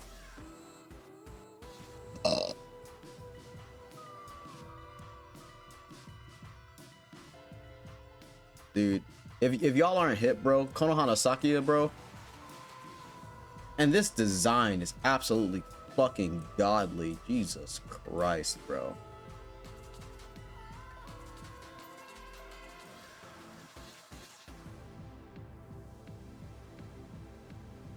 Being the one who had applied the curse mark, the repeated modifications to the conditions had caused serious damage to Aldebaran's soul, and he could feel his odd fissuring deep within his body. That was not a feeling of pain, but rather a profound sense of loss, the sensation of one's very core being undermined, something that Natsuki Subaru was also said to have experienced. But with this, he averted the crisis of Roy eating the Witch of Justitia's memories. So long as the Witch of Envy did not withdraw, the Sword Saint would be hindered from Alsan reaching this place. In that moment, as he subconsciously clenched his fist, before he could even finish that thought, it occurred. The Witch of Justitia had called to Aldebaran. Her plans derailed. He thought she surely... Oh, fuck.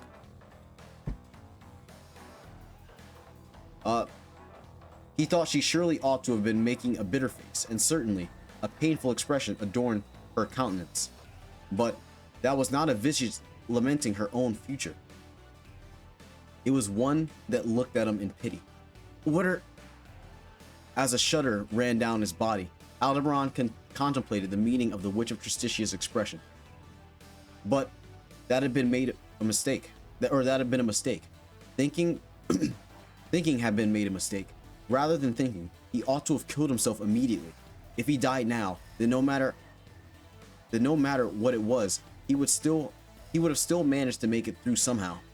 But once again, when it mattered most for Aldebaran, die he could not. Just like when he had failed to keep the sun of this world from setting, once again he could not. Play ball. She's so fucking badass, bro. Dude, Pedra, top 5 character after this, man. Top 5 character. I'm sorry, like it is recency bias. Yes, it is recency bias. Yes, but the glaze. Come on now, this dude, Petra. Damn, Petra's up there with Rem for me right now. I need to get some Petra merch. It transpired in that moment, as the Witch of Justitia broke the line that Aldebaran had intended to say, but it failed to get a chance. The natural enemy of Aldebaran was now standing right behind him.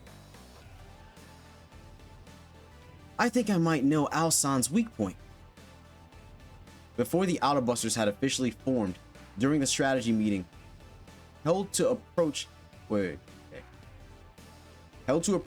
defeat of the Owl Troop, that was a realization that Petra, who would go on to become the Witch of Justicia, had come to. When she learned from Ramji's testimony that Owl's authority was a looping ability similar to Natsuki Subaru's own Return by Death, Petra had resonated that if its activation condition was also the same as Subaru's, then there ought to have been a way to thwart it. But then, it was not as though she could tell for certain at that point. As far as whether or not the method would be viable, there was a need to verify it with the person in question. But aside from a one-sided acquaintance through the Book of the Dead, Petra had essentially 0 points of contact with her. No, with him. Echidna? But thinking that it might be possible. Wait, Echidna or Sata? But thinking it. My fucking eyes keep trying to dart down because like I'm so thirsty to see what's gonna happen. Okay, dude. But thinking that it might be possible, she had gotten in contact with him before the Outerbusters commenced their operation, and had promised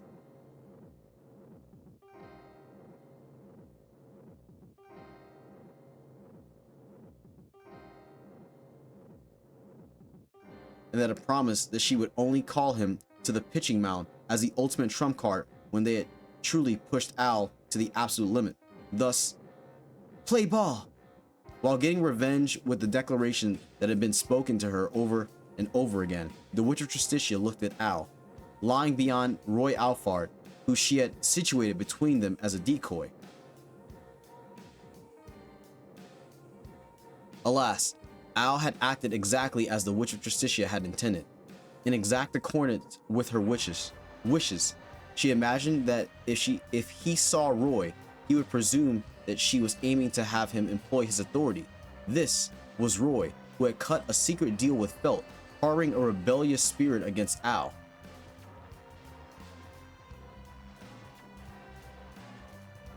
Damn it! Stop! Fuck! The image spoiled it. Sorry, the image spoiled it. Shit! My brain was thinking too fast.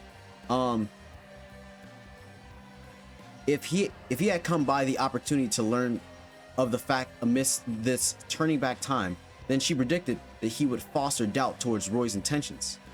Sure enough, Owl had acted just as she hoped, choosing to seal off Roy's betrayal. The fact that at the same time as Roy, the Witch of Justicia's trump card had appeared right behind him would have likely completely transcended the realm of his consideration. He had likely failed to even imagine that this person might have been here. Sorry, the 61 Outerbusters who had fought in the battlefield, representing the total strength of the Amelia camp and Felt camp, had managed to assemble. There was no falsehood in those words. Indeed, that was the total number of the participants from the Amelia camp and Felt camp. Hence, you're completely worn out, aren't you, Meow? Let's heal it for you, okay? Even if one scoured the entire world, they would never find any greater healer. That instant, the highest tier of healing magic belonging to the blue, Felix, wrested death out from Owl's grasp.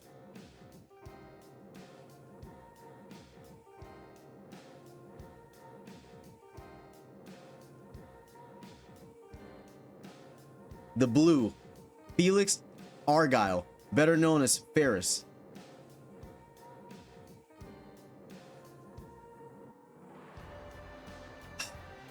The one and only knight of the royal candidate Krush Carson, and the greatest practitioner of healing magic in the kingdom, nay, the greatest in the world. Thus, he was the last of Aldebaran's 3 natural enemies.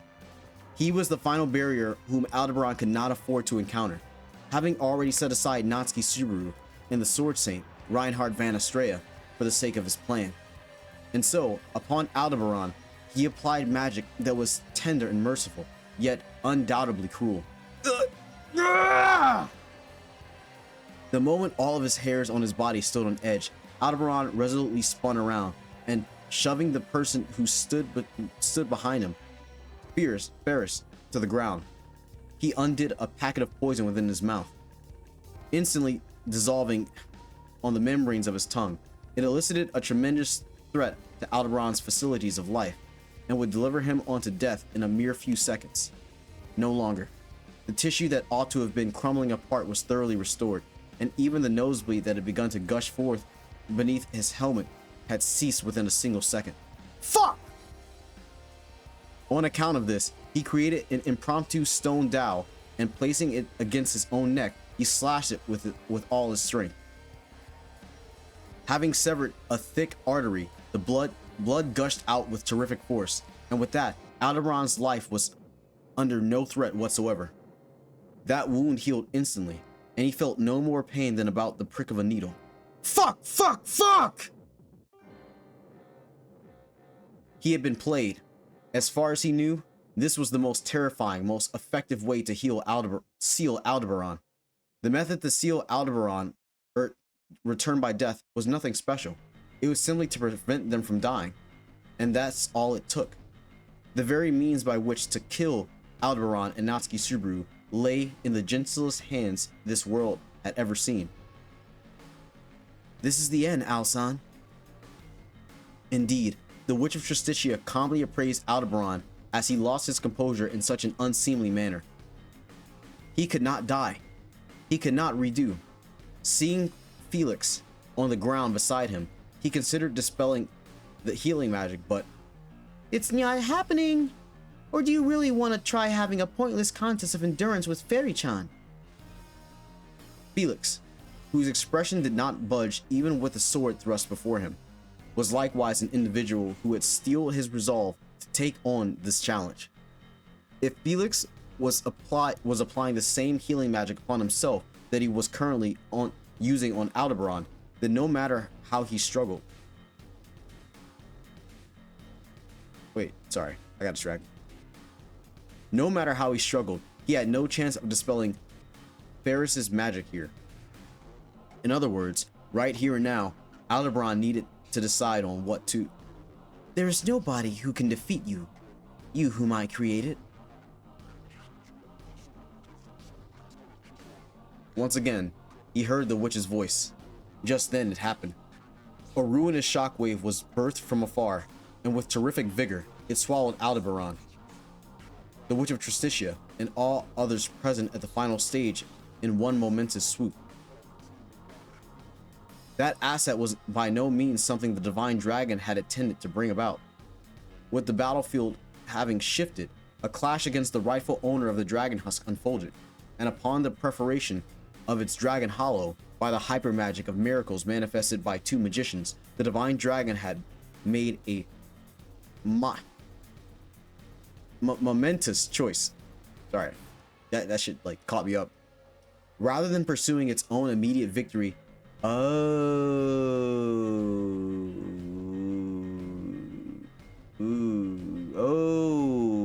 okay. That's why they cut off and was like, yeah, I'm gonna blast right over here, even though I'm gonna get cooked in this fight potentially, to make sure that he can get out. Okay. Rather than pursuing its own immediate victory in that moment, it had opted instead to prioritize the purpose, the wish, and the long cherished desire that it set out to fulfill. That it had set out to fulfill together with its original self. The final breath unleashed by the dragon aimed for neither the dragonkin nor the magicians, dashing straight towards the land far in the distance. True to its aim, it landed a direct hit upon the ultimate destination that ought to be reached. The colossal hole that penetrated the land, said to be the deepest and darkest in all the world, tunneling down to its very bottom, the Grand Mughalade Geyser. The cataclysmic devastation it had wrought, alongside the astonishment it had caused throughout the world, went beyond all description. Even upon this battlefield, it came surging forth as a great wave of earth. Towards the battlefield of Aldebaran and the Witch of Tristitia, in the precise moment of their conclusion, the tremendous undulation surged forth. This is a good length chapter. I like it. I like it. Completely oblivious to those circumstances, Aldebaran was engulfed in a fierce torrent of water and plumes of dust billowing forth, widening his eyes at the arrival of a once-in-a-lifetime opportunity. In the truest sense of the phrase, it was a once-in-a-lifetime opportunity. There was no doubting that this was an opportunity beyond anything Aldebaran could have hoped for. His ultimate chance. This was no scheme devised by the Witch of Tristitia, but rather a rare stroke of luck that had worked in his favor, something that ought to have seldom occurred in Aldebaran's life. A resource he ought to have fully expended when he had met Priscilla. His shock lasted for but a moment, yet as Aldebaran was buffeted by the wind and rain, he strained his eyes across the battlefield. And you know what? Like, another thing, like, I'm going to say, across the battlefield shrouded in fog, searching for that which he needed. Dude, I can't imagine how difficult it is for Al to act with his helmet on when he has like such a slim amount of vision. Like, you ever think about that? Like, even if he can like turn back time, it's like, bro, you are like severely limited. Like, you don't even have the ability to have peripheral sight. You're literally cooked. Like, you can only see so much, and it's so thin that people can't even see your eyes within the helmet itself. And it's like, it's just cooked.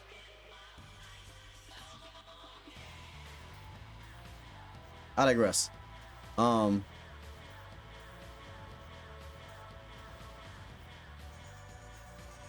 His target was neither the Witch of Tristitia, nor Ferris, nor the fallen Outerbrusters. Here on this battlefield, there existed the sole final measure that Aldebaran could take still. I'm not dyslexic, I swear. Sometimes, like, I just read so fucking, like, in my head so fast, like, the words are just like, flop, flop. I know that could be, like, considered dyslexia, but it's mostly just because I'm trying to see, like, what's happening next too fast. I'm like so excited.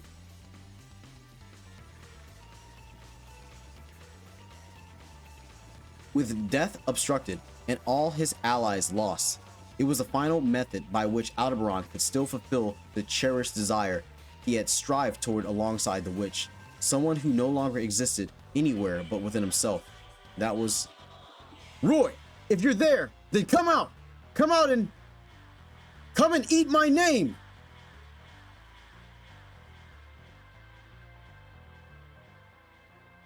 Updating the conditions of the curse mark with reckless abandon, he once again tasted the sensation of his odd fissuring under the enormous burden, and with the resolve to make his very soul spew forth blood, Aldebaran screamed.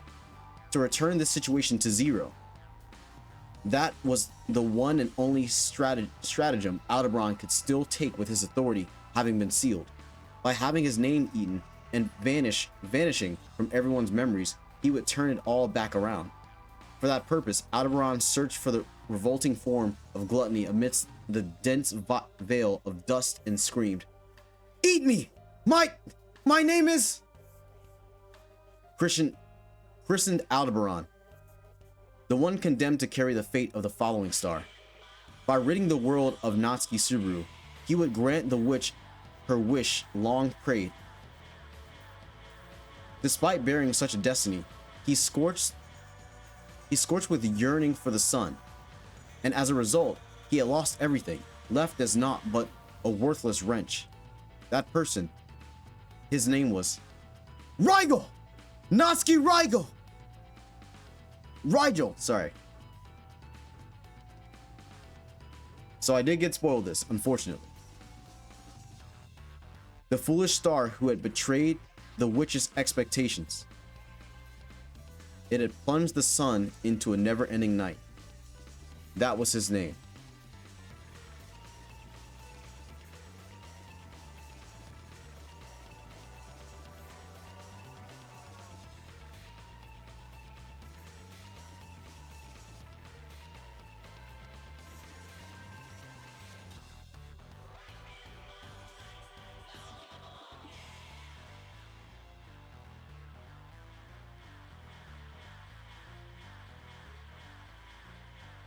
Interesting comment. Interesting comment.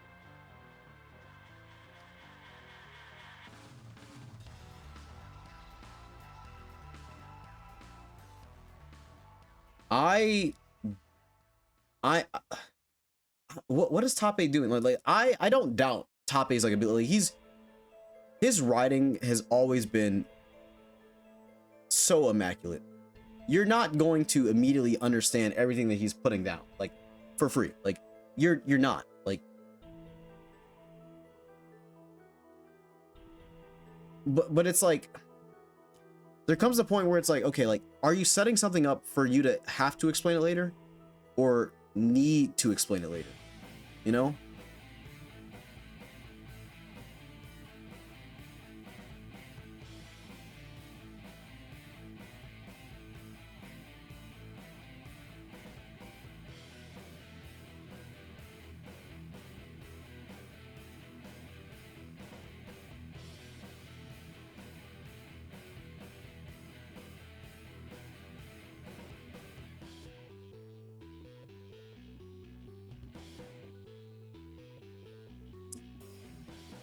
Oh, this shit is so good, bro.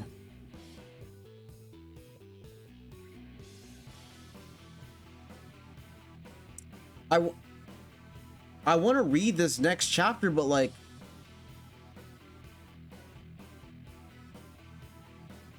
but we don't have like chapter 50, 58.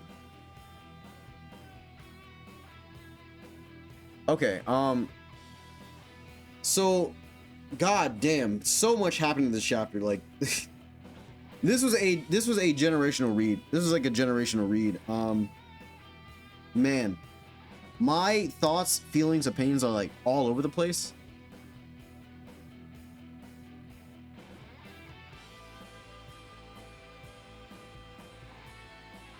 Wait a second, hold on.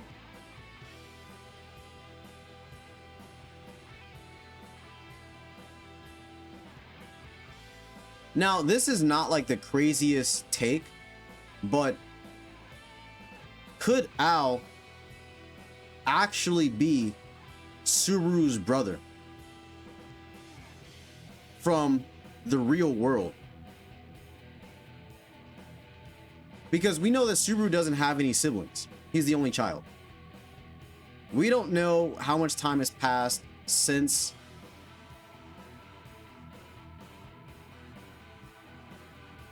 Subaru has been isekai, like in the real world. But what if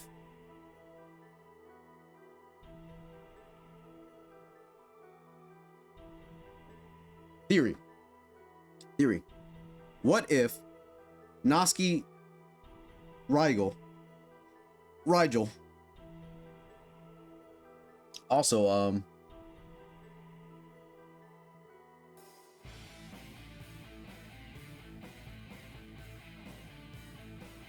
Rigel mostly commonly refers to the bright blue supergiant star in the Orion constellation, also known as Beta Orionis, which represents left foot of the hunter. The name can also refer to other topics, including a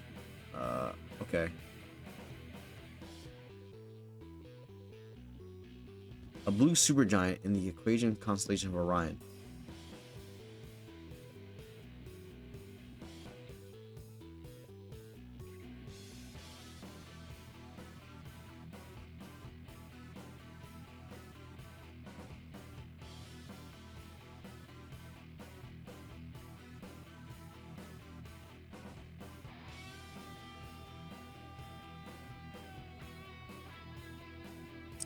Could he be Subaru's little brother that was spawned in somehow, for some reason, who wears the same attire as Subaru and does his hair the same as his big brother Subaru that went missing? That might be it. Just because after his brother went missing, he realized that when he came to this new world, Like, we don't know if Aldebaran, like, and that's crazy. Like, if Al is actually from the real world and he's not Subaru, but Natsuki Rigel, then oh my god, my brain is trembling. Sorry, I'm trying to collect my thoughts, like, in a way where I can express it without deliberating too much, right?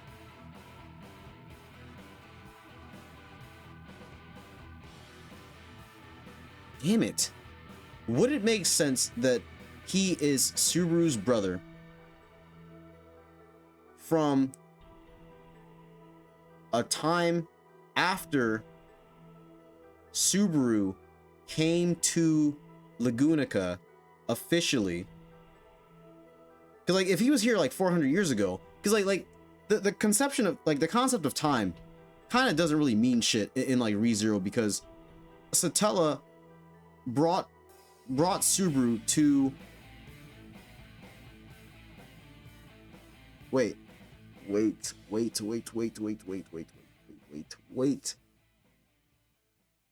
If Subaru was brought back when he went to the convenience store and he still had his bag,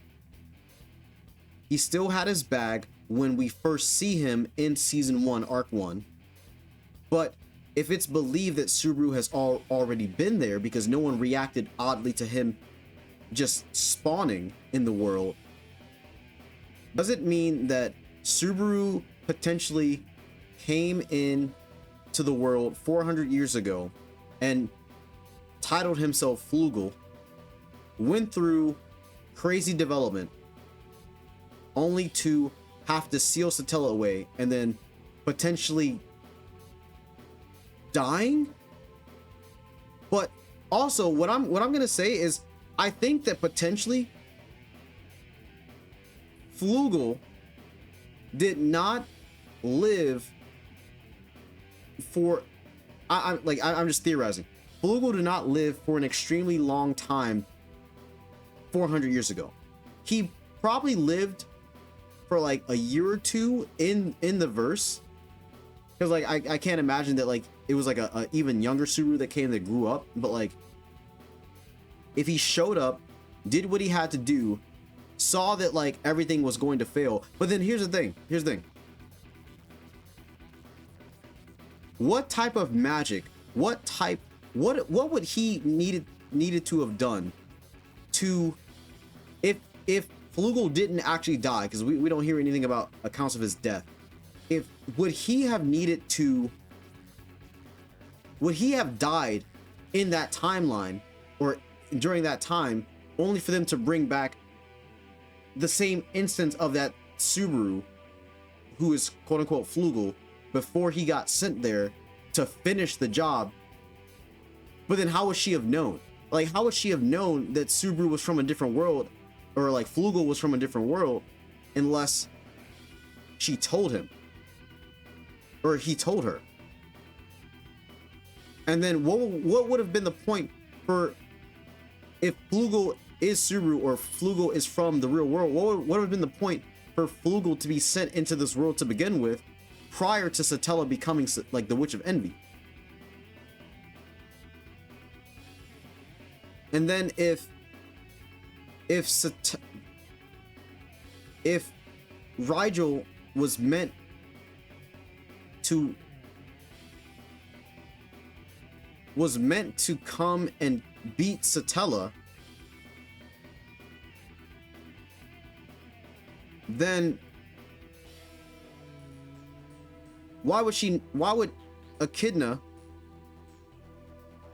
unless Flugel isn't Subaru? Because if Flugel was Subaru, she would have known. She would have been like, oh yeah, you're the same person.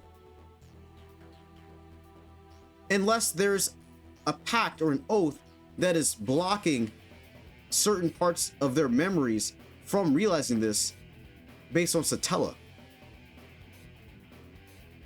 Because like, if Satella was already being sealed and was like supposedly like evil, trying to destroy the world, why would she be the one to bring Subaru to Lagunica. Unless she's possibly not the one who brought Subaru to Lagunica.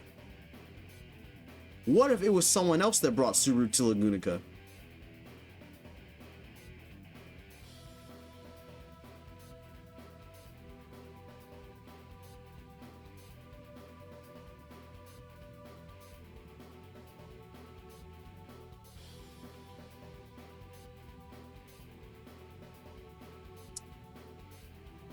I'm gonna read the first part of this.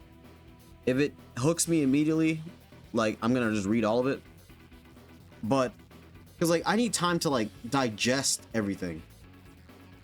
Because his name being Rigel, like, Natsuki.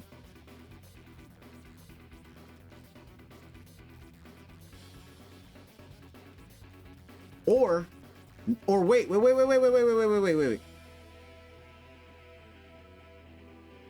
I mean, like, yes, I do know about the sloth. If I do know, like, yes, that's the name of his, like, of, like, his son. What if in this timeline, 400 years ago, he did have a kid, but it wasn't with... Nah, because then he wouldn't call Subaru bro.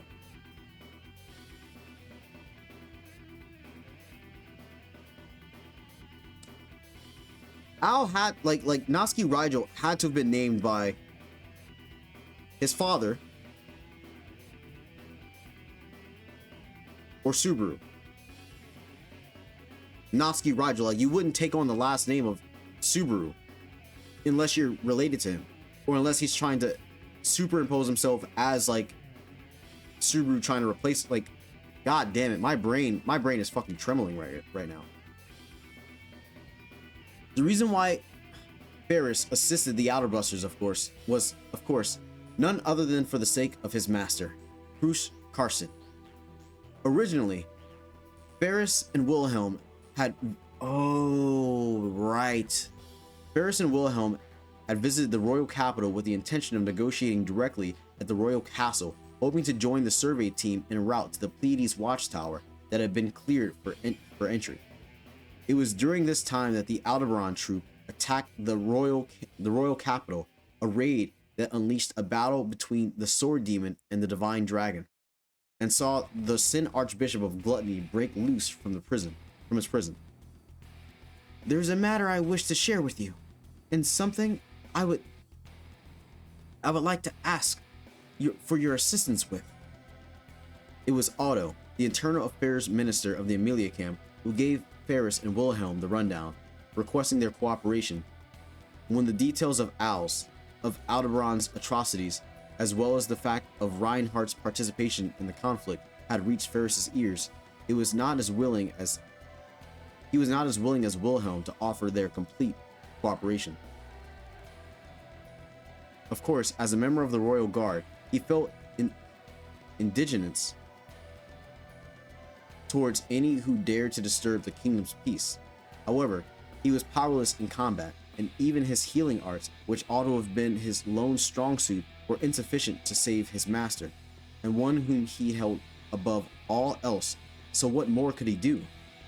The fact of the battle that immediately followed, Wilhelm was defeated by the divine dragon, suffering serious injuries that rendered him unconscious, which only served to further reinforce Ferris's sentiment. However, a situation arose that forbade Ferris from keeping his gaze downcast any longer. It has been some time, Felix-sama. I'm gonna read a little bit more. Face to face with the maid, Rem, as she bowed out of courtesy towards him. Ferris, damn, it's so just Felix, fuck, man. Felix recalled the events of the conversations they had shared, the battles they fought together, and realized that she was the one from whom the authority of Gluttony had been rescinded. In other words, she was a living testament of the prospect of breaking one of Kush's two curses, those being of her memories and the dragon's blood. In that case, I've got no other choice, do I? There was the fact that Wilhelm, who had been a continued source of encouragement for Felix at times when he felt worthless at Kush's side during her torment, had been taken down. Accepting that request, he lent his strength to the Aldebrusters in an attempt to stop the Aldebaran troop, who were determined to accomplish an unknown goal, even if it meant making an enemy of the world. To that end, he resolved himself to do whatever it might take. But then again, of all things, I never thought I'd be used as a trump card like this. He was hit by the tremendous eruption of smoke, violent winds, and pouring rain. Felix covered his mouth with his hands to block the dust as he reflected on the unexpected roll. Sorry, my hair keeps getting in my eyes. Unexpected roll that had been levied upon him. With Petra's power of compression, it was possible to move objects swiftly or complete discussions in the blink of an eye. Using this, the Autobusters repeatedly employed the unfair tactic of transporting their wounded to Ferris to be healed before being sent back to the battlefield, progressively sinking their teeth into their formidable opponents. That alone was already quite the major duty, but to be entrusted with delivering the decisive blow to Aldebaran, someone who possessed an outrageous ability, was something he could never imagine.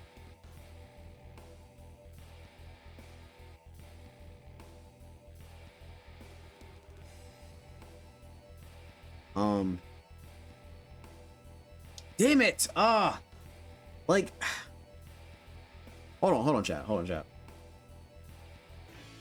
right, so I took like a lengthy break in between the recording, and I just said, fuck it, we're just gonna read. We're gonna read all of chapter 57. If you guys are looking at this, you already see the title. I didn't know how I was gonna do this, but seeing as not everything is translated properly, I'm just going to read what is on Witchcult translations, and I'm just gonna go from there. I heard that there are 60 chapters and a interlude, so 61 chapters. So I'm gonna do this, and then I'm going to read 58 and 59 when those drop. Unfortunately, I won't be able to get to 58 until like they post it. Like, people did give me links to the AI translated versions of 68 and 60, or not 68, 58 and 59, but like I'd rather have like a cleaner translation. But I digress. I'm just gonna continue.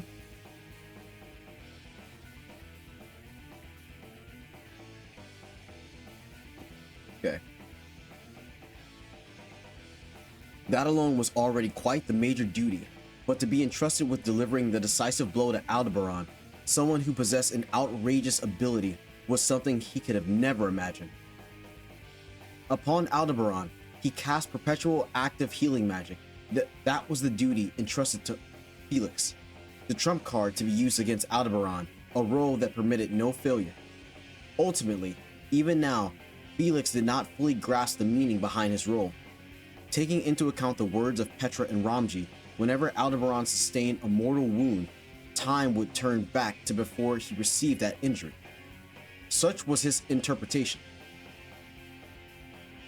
By exploiting this, Aldebaran had been able to continue tiding over many a tight spot, allowing him to sidestep even Reinhardt. Frankly, Felix found himself perplexed over what everyone was seriously considering as a possibility. Supposing that were really true, it would be far too invincible. Nobody could defeat that sort of thing, could they? All the more so if they were saying that Felix's healing magic was the only way to overcome that invincible power. He ought... well, yeah. He thought it would be far, far too big a gamble. That just maybe, it might have been a foolish act to fully restore the enemy that everyone had worked so hard to corner. Still, what if by some chance Felix actually could deal the decisive blow to this battle? Don't lament, Felix. Your heart is precious. Be proud of your talents. You have the kindest power in all of the world. Your Highness. Who said that? Krush? Did Krush say that? Or it has to have been Felix, right? Or Krush, right? Unless I'm just missing out on the EX stories, which is very valid. In the past, there was someone who spoke of Felix's power that way, taking pride in it. Oh, was this like the royal that was very good friends with Krush in the EX? I haven't read them yet. I will be reading them on the channel. Anyway, both back then and even now, Felix's power still fell short of the title of Blue. Even so, he wished to believe that there had been meaning in the fact that he had continued to polish it, not viewing it a curse. To that end, Roy, if you're there, then come out. Come and eat my name. Unseen within the cloud of dust, mixed with the roaring winds and the screams of the land, a voice could be heard. It seemed that Felix's healing magic has certainly proved effective as a trump card. This was evidenced by Aldebaran's violent discomposure and his desperate cries through the wind. But the opponent had not given up just yet. As Felix also stretched out his slender knees to stand up, he began to ponder. What else can I still do for the people I hold dear? So he spoke. Rigel! Natsuki Rigel! Raising his voice amidst the dense enshroudment of dust, Aldebaran assiduously strained his vision. He's having him eat his name, not his memories. Right. The pouring rain, gusting winds, and rumbling earth roared, rendering him unable to discern the sounds in his surroundings. Even while bearing those unreliable senses, of sight and sound, he still raised his voice as if to tear his throat apart.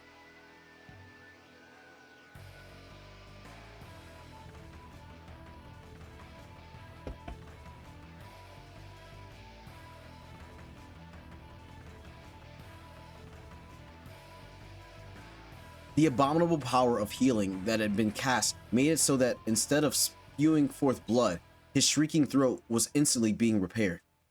While being bestowed upon an ironic boon, he continued to scream with all his might. Roy! Roy! Find me! It's Rigel! Natsuki Rigel!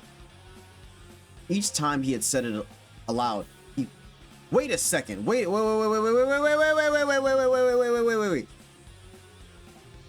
If he's saying this out loud in front of Petra,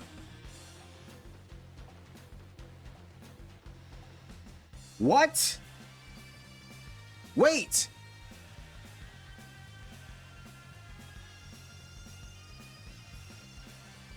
Wait, this is big. Oh, okay, like damn it. Oh no, because like if he's saying his name to everyone, what? I mean, like, yeah, sure, they're going to forget if he like gets his name eaten, but like still, dude. Each time he said it aloud, he felt a heartache as if sandpaper filing away at his soul unseen. Yet amidst it all, Aldebaran continued to cry out that name. Time after time, cried it out. Natsuki Rigel. Before he wore the mantle of the following star, that was the true name belonging to Aldebaran.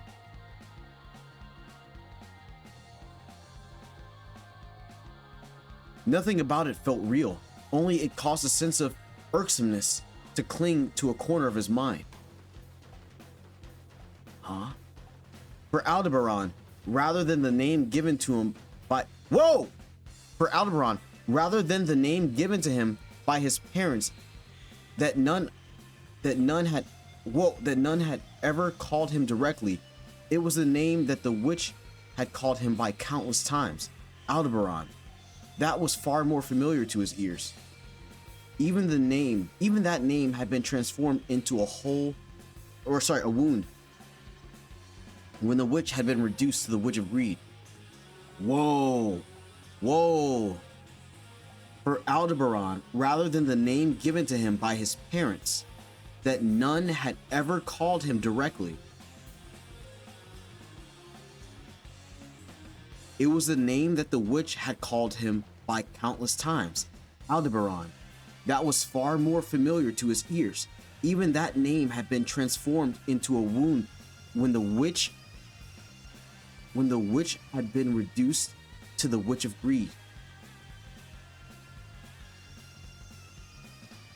His parents, like his dad, like his parents either have to be Kenichi or Subaru. It has to be. What the fuck? Dude. As for who he originally was, he no longer knew. But self-recognition had no bearing upon it. The only thing that mattered was how Odd Lagna had recorded this pathetic life. That was why I'm Natsuki Rigel. What the fuck, dude? This is crazy. That which he deemed only an abhorrence to give as his name, Aldebaran recognized it as part of himself. Even if one rejected, shunned, or hated them, nobody could choose their parents in life. Continuing to scream even now, Aldebaran frantically searched for Roy amidst the fog. Swept up in the devastating windstorm from a moment ago, all present on the battlefield had been scattered. Aldebaran had also been thoroughly tossed around, and the Witch of Tristitia, Felix, and Roy were of no exception either. At present, there ought to have been nobody else capable of mobilizing here, but his opponent has preserved their trump card, Felix, until the very last minute. It would not have been strange at all if they still had some cards left concealed. Now that Aldebaran's territory had been sealed, such a thing could serve as the deciding factor. Fuck! He thought that he might have been able to at least force the territory's imposition upon Ferris, Felix, but it was no use. Upon being sidestepped by the Witch of Tristitia, the sensation of freedom he had grasped over the bug had once again receded into the distance. Even if that was not the case, there was a strong randomness to the target selection. He could not bear to witness the Witch of Tristitia be chosen again.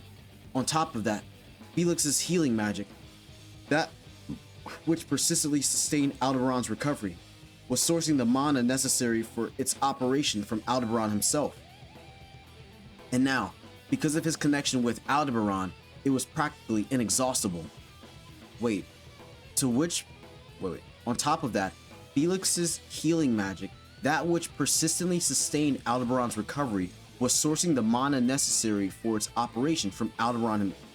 Oh, yeah, he's cooked. He's cooked. I don't think this would work for Subaru though. It wouldn't work the same way for Subaru because although he can consistently like die and return by death, it's not in the same like territory, but also because Subaru's gate doesn't work. If he's not with Beatrice, if Felix were to try to like do the same thing, sure, he can sustain Subaru for a period of time, but he can't fully heal everything. Like he wouldn't be able to heal him if it's managed off of the mana that he himself can generate, unless it's tapping into the fact that he can't use his gate, but he's still accumulating mana and it's being stored somewhere. But then that in and of itself is already questionable because it's like if you have all this mana, it's gonna build up and you're gonna explode. But then you can also just still be very low on mana after okay, I don't know.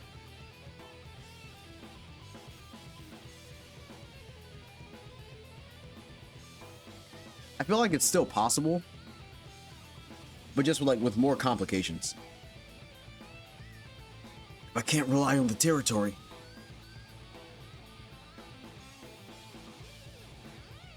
Intending to exhaust the entirety of the very mana that was impending him, he would clear away the obstacles with great magic. Formulating such an idea, Aldebaran visualized many techniques within his mind. They were all things he had learned from the witch, knowledge that had been shelved on account of the lacking requisite resources for activation. But now with his connection to Aldebaran, he possessed the ability to employ them. As was the case against Reinhardt, he would wield them to the utmost and break this deadlock without use of the territory. The moment he thought that, a nauseating sensation of vomiting filled Aldebaran's mouth. At the vehement dizziness and tinnitus in his ears, Aldebaran nearly fell to his knees with an under the impression someone had attacked him. He scanned his surroundings in a panic, yet no one could be found. Then he made the realization. Right now, the true culprit behind Aldebaran's disorientation was the unfathomable sense of pressure. The pressure of being unable to make the wrong choices was crushing Aldebaran's heart. You've gotta be kidding. Staring down at his trembling right hand, Aldebaran was struck speechless. In this high-risk situation, at this critical juncture where everything he had worked towards could be rendered meaningless, in peak physical condition thanks to that horrendous healing magic, in a scenario that demanded optimal and expedited decision-making, to think he would lose his ability to think straight due a lack of nerve was a terrible joke. But in truth, it was not a joke or anything of the sort. Even if it seemed as though a nightmare, it was reality. After all, Aldebaran had never definitively decided upon anything without the use of his authority. Prior to the commencement of this battle, in the Valachian Empire, in the Royal Selection, on the Gladiator Island, and even before all that during his days with the Witch, every choice of Aldebaran's had always been the optimal decision, safeguarded by his authority. No matter how he might have failed, he would always redo, choose a different option, and nullify his mistakes. Living his life through the accretions was Aldebaran's very nature, and right now, that would not apply. So I'm curious because, like, if he is so numb to the looping, redoing everything, just trying every possibility before even updating his territory, how bad of a situation did he have to be in to literally be fighting Satella, lose an arm permanently, and have like so much catastrophe happen? Like, I think to a degree we might be underestimating Satella. Like, yeah, sure, you know, we got Reinhardt holding her off, but like Reinhardt himself cannot defeat her. Dude, I think we're underestimating Satella, because Aldebaran is showing that, like, if you can put manual saves on the game, it's not just auto saving, it's manual saving. Because like Subaru's is like auto save, but he doesn't know when the game is auto saving. Rigel autos, or like he manually saves. He drops hard saves, and it's like, wait a minute, I can't go back.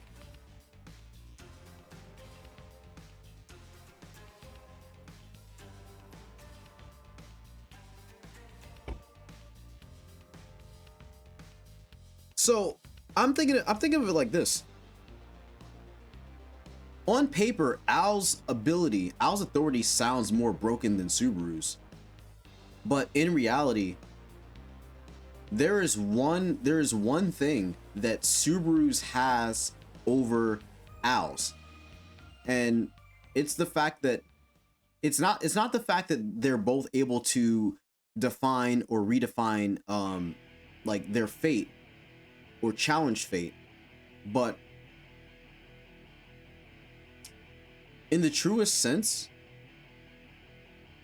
Subaru can't be soft locked, but Al can, because it's based on user error, while Subaru is going based on game knowledge.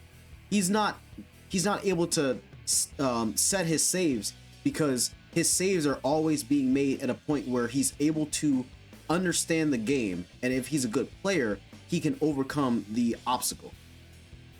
There may be sacrifices, but it's not saying that you won't be able to get things back from the sacrifice.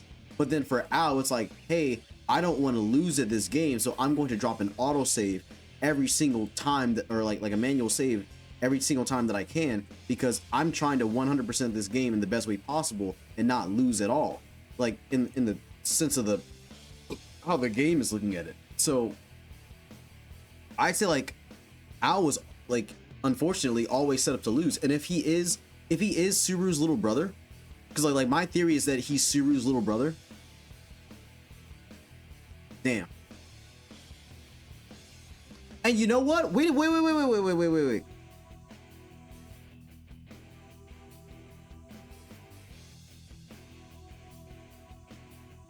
I think that Al is Subaru's little brother. That's my theory. And I think that the sloth if foreshadowed. I think it foreshadowed Al in the sense that Subaru would have named his firstborn son Rigel, and maybe Kenichi would have named his second son Rigel if he had one, potentially.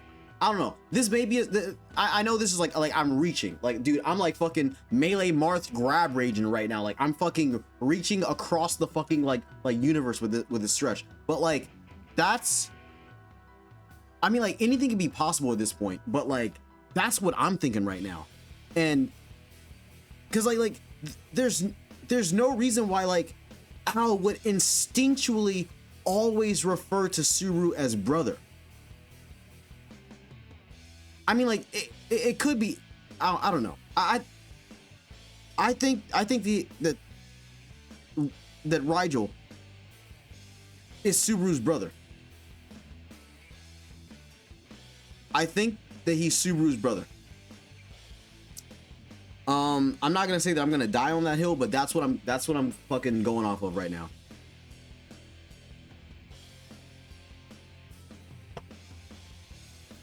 I forgot where I am.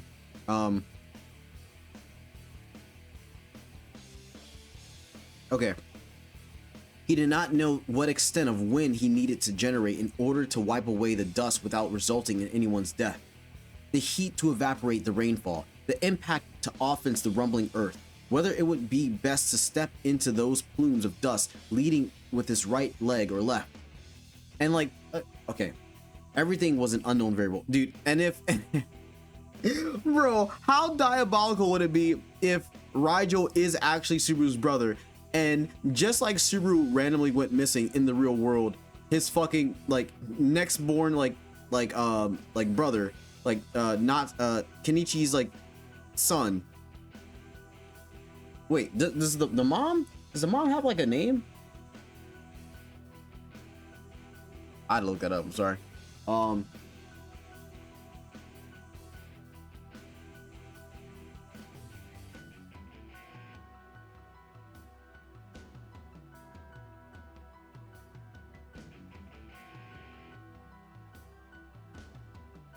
Naoko. Oh.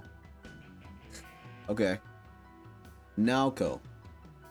I forgot that. All right.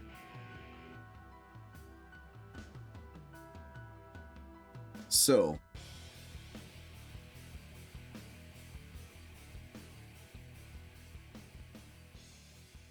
Wait, where am I?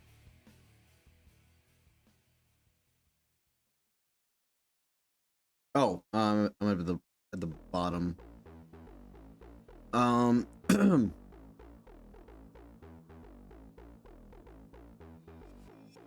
fact that he could not verify anything was terrifying. To walk down a path without the guarantee of the right answer was an act tantamount to fumbling around in pure darkness. Such a path with no certainty of reward was one Aldebaran could not tread. After all, with his authority rendered ineffective, Aldebaran was nothing more than a helpless wooden doll. Neither, and I'm so, oh my god, wait. This actually makes this so much crazier because, like, dude, Echidna from the spirit, or like from like the Tea Party, the witch, or like her world of dreams, is out. So if she reconnects with Al, dude, what is that going to spell?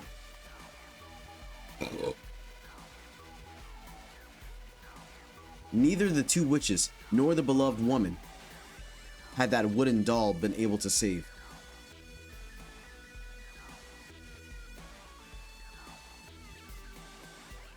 Neither the two witches nor the beloved woman. Who are we referring to? Oh. The beloved woman has to be Priscilla, and the two witches being Echidna and Stella. Okay, I'm dumb. I'm retarded. My bad. Once he began to think, nothing but undesirable notions flashed through his head. Was feeding his name to Roy truly the most optimal stratagem? Were there no other measures he could take? Should he use the curse mark as a shield to let Roy wreak havoc to capitalize on the chaos? What about discovering an unprecedented manner of death to slip through a gap in the perfect healing magic? Would it not be better to flee through the clouds of dust, etc., etc.? With his emotions racing ahead. Look at that. It is... Those impatient emotions of his came to a halt at the sensation akin to being dashed in cold water. Hesitation and fear, all of Aldebaran's negative emotions that boiled over until the ceiling of his authority, as if being dragged out by those, the greatest regret he had kept submerged down at the very depths of his being, became tinged with heat. A heat so intense that it would sear with mere touch, enough to warm one's skin just by drawing near to it. Yet contrary to that, feeling a chill that seemed to penetrate down to every drop of blood in his body, Aldebaran sighed. It is mine. Stop! Mine. Stop! Plugging. Oh.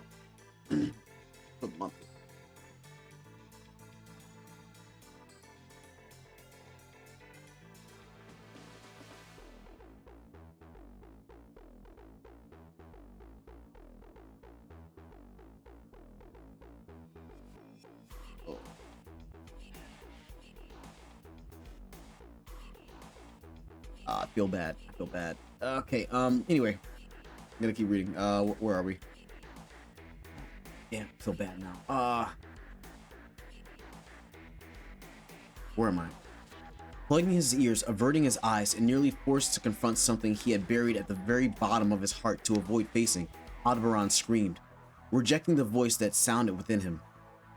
Rejecting the smile that flashed across his vision, rejecting the warmth that tried to enter his being, he bared his teeth. That instant, he forced his eyes open and caught a glimpse of a faint silhouette beyond the fog. In an instant, the figure was lost amidst the veil of dust, but not a shred of doubt existed within him. It was Roy. It was Gluttony. To pull Aldebaran away from these surging regrets, no, from his worst possible situation that he was currently wrapped up in, there existed a sole ray of hope. He had glimpsed it. That instant, he broke into a dash. Roy, I'm right here! Eat me! Come eat my name!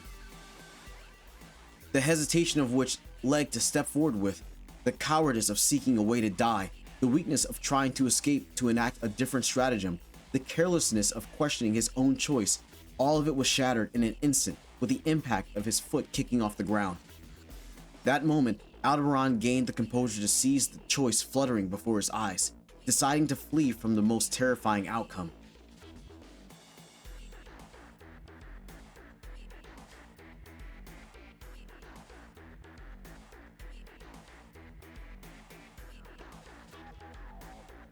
Up until this point, Aldebaran had always relied on the power of his authority to avoid ever locking in the choice he made on the first go.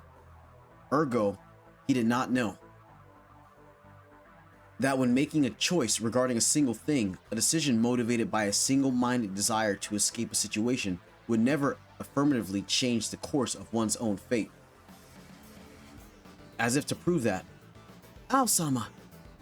As Aldebaran attempted to rush towards the figure eclipsed by the fog in an effort to escape, his body was restrained by a being that had appeared right before him.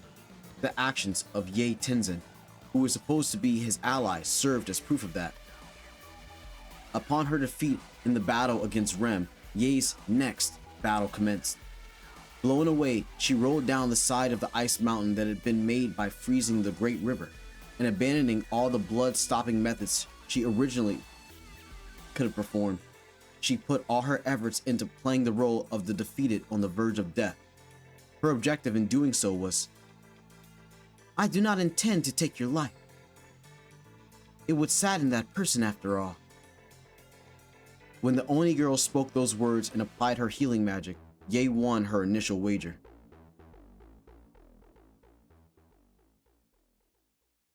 In all honesty, considering her lack of relent during combat, it was difficult to believe that she had no intent of taking her life. But since Ye had actually made it out with her life, she could not complain. Above all else, if she dared to complain here, her only chance would fizzle away like a bubble on water's surface. Oh. Unfortunately for Ye, she had no chance of turning the situation around on Rem here. So long as she could not solve the contrivance that Rem had used to nullify Ye's attack in their final skirmish, then even supposing she succeeded in launching a surprise attack, she would likely fail to take Rem down. Thus, it would be none other than an act that wasted any chance at a one-in-a-lifetime opportunity. Ergo, Ye's aim lay elsewhere. It lay in one final act of servitude, devoting the entirety of her soul with what little she had left to offer. As expected, Rem was also wary of a counterattack, and so the effects of the healing magic were kept to a minimum, leaving her condition at just closing up her bleeding wounds to stop the countdown towards death. On top of that, she chained up Ye's hands and feet without any pushback, a thoroughness refusing to grant her any role above that of a hostage or prisoner. But with that alone, her perception of how to deal with a shinobi could only be called naive. So long as they did not experience an instant death, it was a shinobi's nature to get the job done, even if it meant letting their head fly. She could dislocate all of her joints to escape the chains and ignore her mortal wounds by burning her lower abdomen. By doing so, Ye believed that she would still be able to do something for Ao at the very end of the end, having failed to accomplish a single one of the duties entrusted to her. Thus, the once-in-a-lifetime opportunity Ye had aimed for materialized quicker than she ever could have imagined. A tremendous impact vehemently engulfed the Agzad Canyon and the entire surrounding area. So while the corollary cataclysm of aftershocks, windstorms, and flooding quaked the earth as an assault on the land, Ye sprung into action.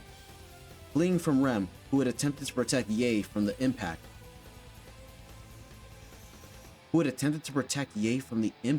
she broke away from the canyon and arrived at the cliff tops. It was then that Ye painfully realized the inadequacy of Ao's henchmen, herself included. Amidst the dust storm that seemed to be covering the entirety of the vast canyon, she saw that Ao, far from reaching the Grand Mogulade geyser, had been kept occupied by the enemy immediately after climbing up. If Ye, if Aldebaran, if Roy Alfar, if Heinkel, if the henchmen whom Ao had gathered had been able to fulfill their roles, this ordeal would have never transpired. That was precisely why.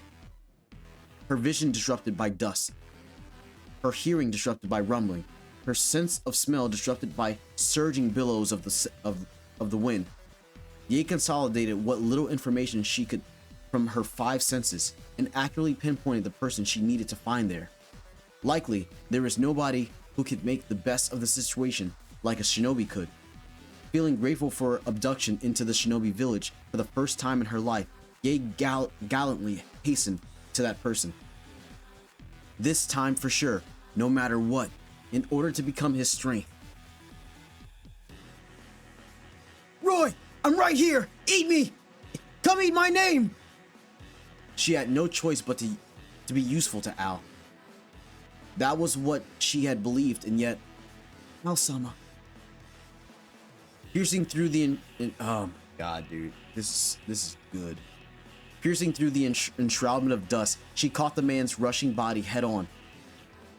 Feeling the warmth, weight, and pulsations of life from the touch of his skin, Ye hesitated from the bottom of her heart over what she ought to do. Yeah, hey. Ao, pitching forward from forcibly being stopped, immediately peered into Ye's side profile. and muttered those words as if witnessing something utterly unbelievable. His trembling voice was filled with equal parts wonder and turmoil. However, the same could be said for Ye. No, considering her resolve from a moment ago, it could be said that Ye was even more troubled than Ao. She more or less had a grasp of the situation Ao was currently in. He had been cornered by some means and was now attempting to maneuver out of these chaotic circumstances. Gluttony possessed the means to that end, so in order to help Ao accomplish his objective, hastening toward the Sin Archbishop amidst the dust would have been the best thing Ye could have done for her final act of servitude. Despite understanding that, Ye obstructed Ao's path, slamming her entire body into his. She held him back.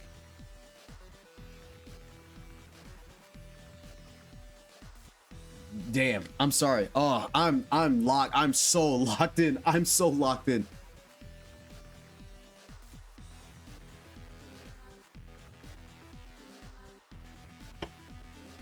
Oh man.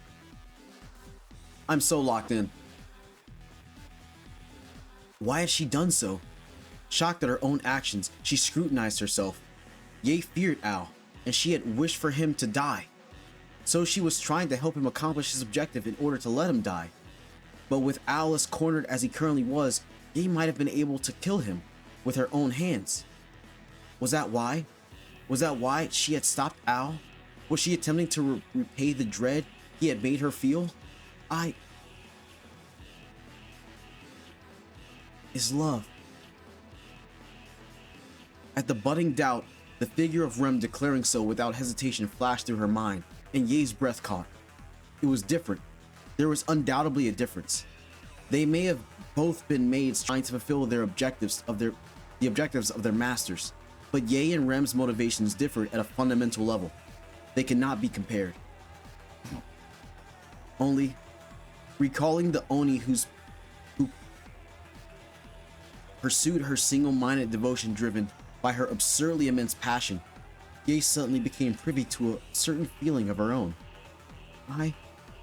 Ye had wished for Ao to die. After all, the monster known as Ao was terrifying, so there was no helping it. However, it seems like I just can't bear the thought of forgetting you, Ao-sama. Oh. Is this fucking chapter reading gonna make me cry again?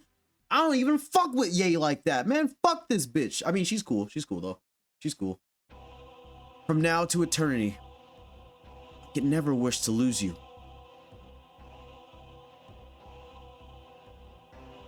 As Ye restrained his movement, and voiced the reason for doing so, a momentary lapse was born in Aldebaran's mind. He did not understand. He did not understand. Far too many things he did not understand. With Aldebaran's territory having shattered Ye's heart, she ought to have been an absolute collaborator on the condition of his death. The selfish confidence he had placed in Ye had now betrayed him in the ultimate climax. Had she always been waiting for the perfect moment to enact her betrayal? He did not understand. He did not understand. Only with his steps halted, it finally caught up to Aldebaran. He had plugged his ears, averted his eyes from it, and even buried it at the very bottom of his heart, the voice he had wished to run away from the most. Look at that. It is mine victory again.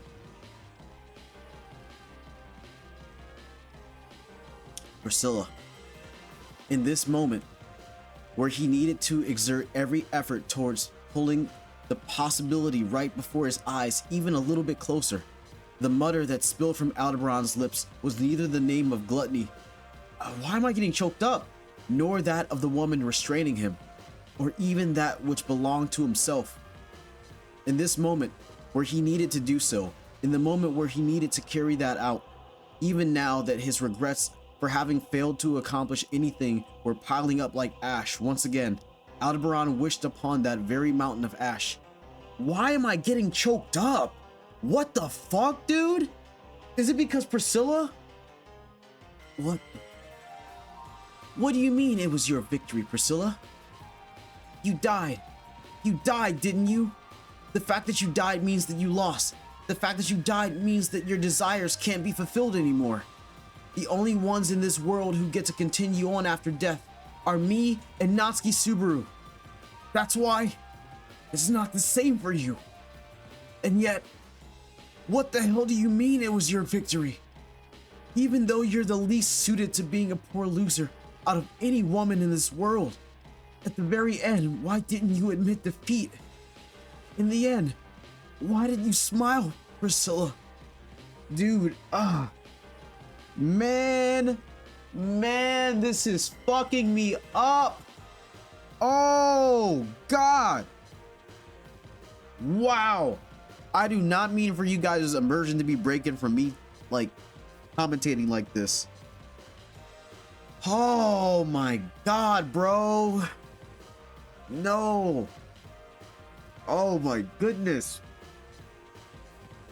Oh my God, I fucking love Priscilla, dude. Your stars. Your stars were bad, Al-sama. As Aldebaran devoted his attention to those unanswerable questions, Ye stared up at him from within his chest. Hearing her voice so bereft of composure, the words contained within caused Aldebaran's breath to catch. Blaming the stars, it was a phrase that Aldebaran would sometimes vocalize, and something Ye had also heard him say. So was this an act of revenge? Now that she had halted Aldebaran, she would say those words out of retaliation? No. Ye's crimson eyes were telling him that such was not the case. Bro. This fucking chapter. I think this is the most that, like, I've shed tears on screen, like during like a chapter reading. The sincere radiance, a light within those eyes. It was of the same quality. Sorry, hold on. It was of the same quality as what had once illuminated the eyes of the witch. They spoke to him. It isn't your fault, Aldebaran. There's no way that could be true. Such violent emotions immediately welled up within him. The situations leading up to this point, the circumstances up until now, the merits and demerits of things having turned out the way they had, the fault for absolutely all of that lay with Aldebaran and with Natsuki Subaru. It being any other way was an impossibility. Thereupon, ow! Obstructed by even the maelstrom of dust, a voice of silver bells tore through his momentary ardor in the blink of an eye. Jumping to her feet before scurrying to hop out of the canyon, Amelia was shocked by that sight. Just when I thought I felt a really big tremor. As dust filled her vision to the brim. Oh my God. The voice of the wind would not cease its roaring. Furthermore, with the tremors of the land that seemed only to be getting bigger, things had visibly gotten quite bad during the time she was unconscious.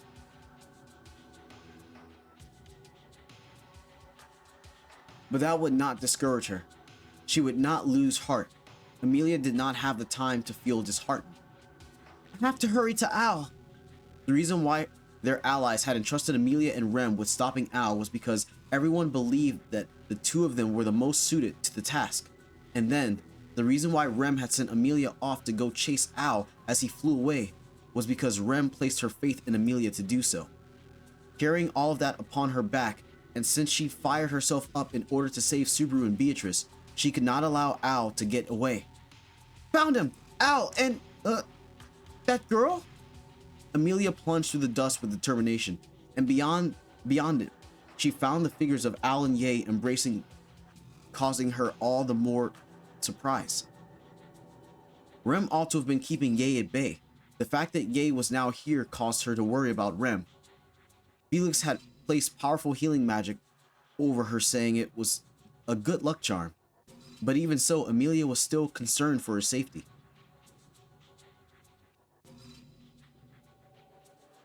Oh, so that explains why Rem was going fucking stupid. She had like a backup boost Okay. Okay.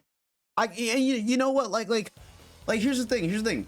Like I was mentioning earlier, I can understand if like certain things feel like ass pulley until he explains how it works out properly, right? And I'm not saying that everything is going to be like all well and good and like, you know, like easy, like, oh yeah, as long as he explains it later. It's like, well, given that this motherfucker likes to fake us out so hard, it's just when things are starting to get a lot more interesting, in the sense that there are so many moving, developing parts that we're like, he's getting us so engrossed in these very hyper specific moment to moment situations that are being like pretty prolonged, that we're losing sight of the entire battlefield to a degree. Because like, yeah, sure, like I'm still thinking about Klein, Roswell, like Volcanica, like all these other characters, but like when we're hard focusing on just like the battlefield at hand, we can lose sight of what is all around us. So it makes sense that he explains it in a way to keep us on that like little breadcrumb rabbit trail. And so he's like, oh, you forgot about this character, boom, boom, and then just like drops him. Like his storytelling, it's so fucking well done. It's so well written. Like I wish someday I can write something as fucking even like a quarter as magnificent as this fucking shit, man.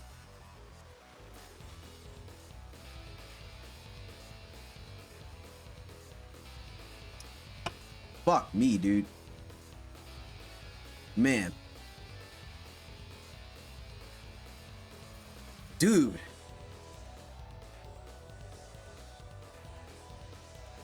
I have to catch up to them and find out right away. It happened the moment she firmly kicked off the ground. Within Amelia's vision, from behind the embracing Al and Ye, a great shift sweeping aside the dust was approaching. That was I'm sorry, hold on. This is one of the best songs in the entire fucking game. I'm sorry, I need to hear that shit from the beginning. I need to hear that shit from the beginning. I'm sorry. I'm sorry, bro.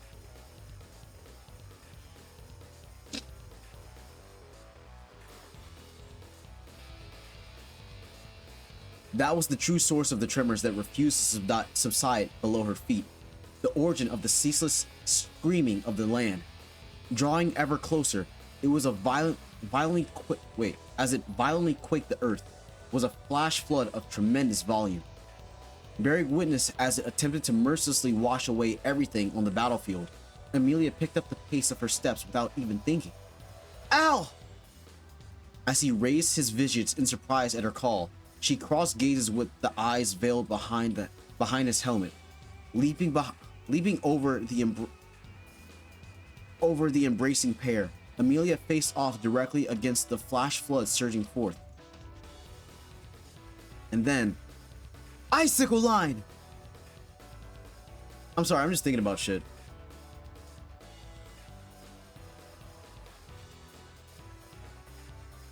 The atmosphere raised a high-pitched shriek, and an unbelievable scope of glaciation was enacted against the flood. They were inundated by a deluge of mythical proportion, as if a great lake had been appended like a bucket. To combat it, the beautiful girl with her silver hair fluttering behind her rapidly froze all the water pouring in, fashioning it into a glacier. Hiya! However, that was an unfavorable game of cat and mouse between glaciation and flash flood. Even if the cold air Amelia produced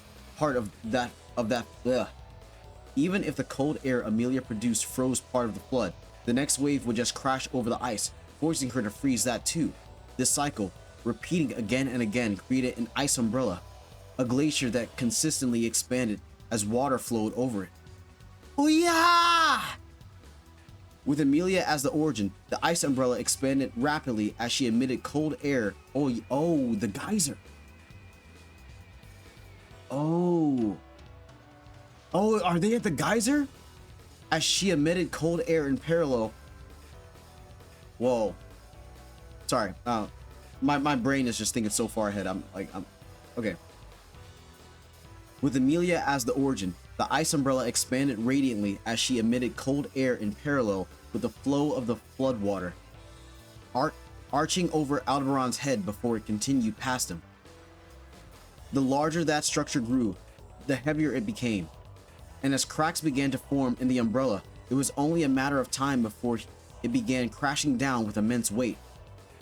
For a moment, Amelia glanced back, locking eyes with Aldebaran. Perhaps thinking something of that, Amelia tightly pressed her lips together. Uria! She reinforced the umbrella of ice as it loudly creaked and fissured, and continued the construction of the great glacier that had been on the verge of collapse. To keep the umbrella from falling, pillars of ice shot out from the ground one after another as support beams. However, Aldebaran focused his attention elsewhere. Amelia styled herself the Witch of Glaciation, and in fact, she exhibited enough power to back up that title. But now, at this very moment, if the reason why Amelia was exhibiting power that surpassed her limits was because of the look they had exchanged a moment ago, if it was the same as when she had protected Aldebaran in the canyon after he had deployed the massive boulder as a trap, if Amelia was manifesting her strength in order to protect Aldebaran.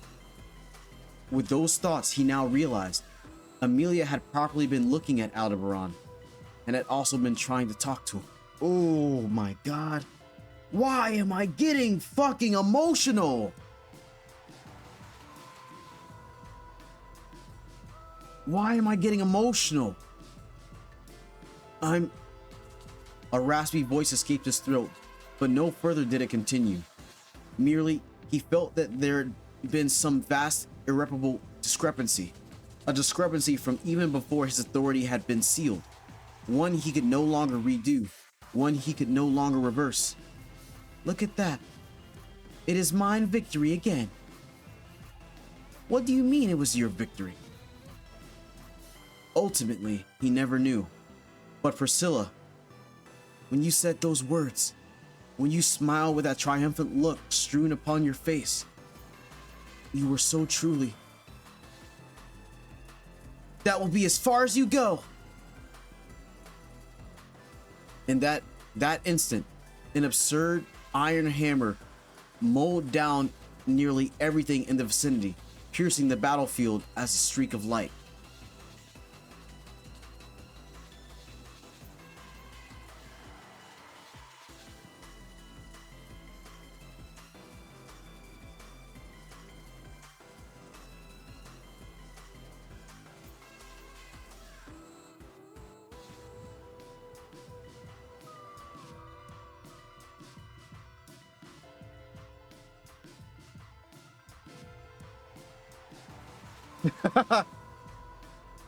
Wait, was that Reinhardt? Sokomare da.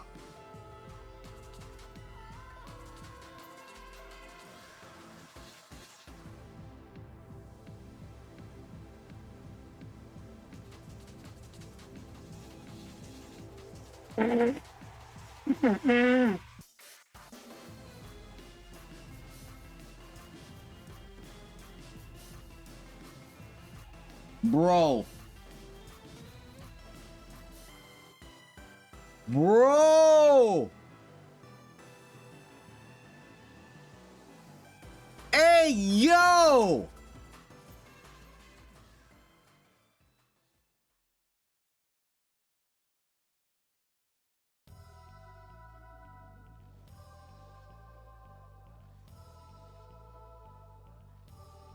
Few questions if someone is willing to answer. Critic or doubts if something still remain unexplained. I don't understand. Was it ever explained how the dragon owl came back during Rom fight?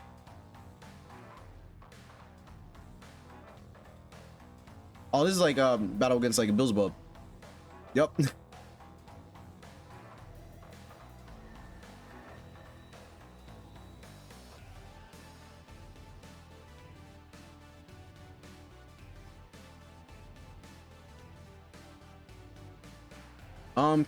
Yeah, okay, this is curious.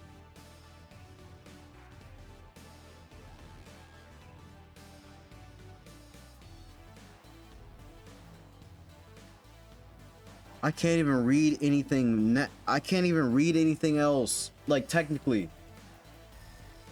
Dude, what the fuck? Oh my god, bro.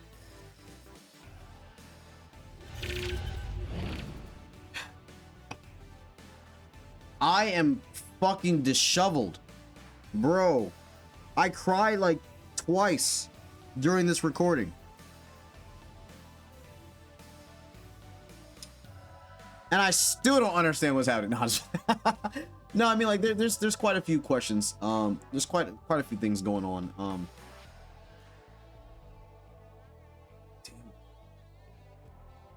I need to read. Hold on, I'm gonna see if I can like find the next chapter. I'm sorry, I need to see. This might be like a retarded long video. I'm sorry. Hold on.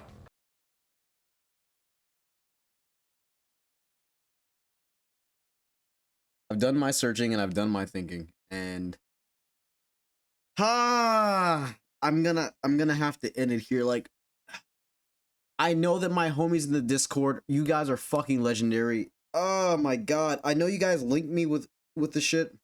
I really want to wait for the official translations, but like, I'm so thirsty to read this shit. Oh, dude, it's so peak. Damn it. And I'm just very curious to see how like this ends, because like I am going to be giving my thoughts about like the end of the arc, because like apparently like the arc ended, and yeah, so you guys just got, well, okay, so like as I'm recording this, like the same day the same day that I recorded this is when 50 5 and 54 came out. This is 56 and 57. There's nothing of 58, 59, or 60 on Witch Cult yet, even though I have links. And I'm just like,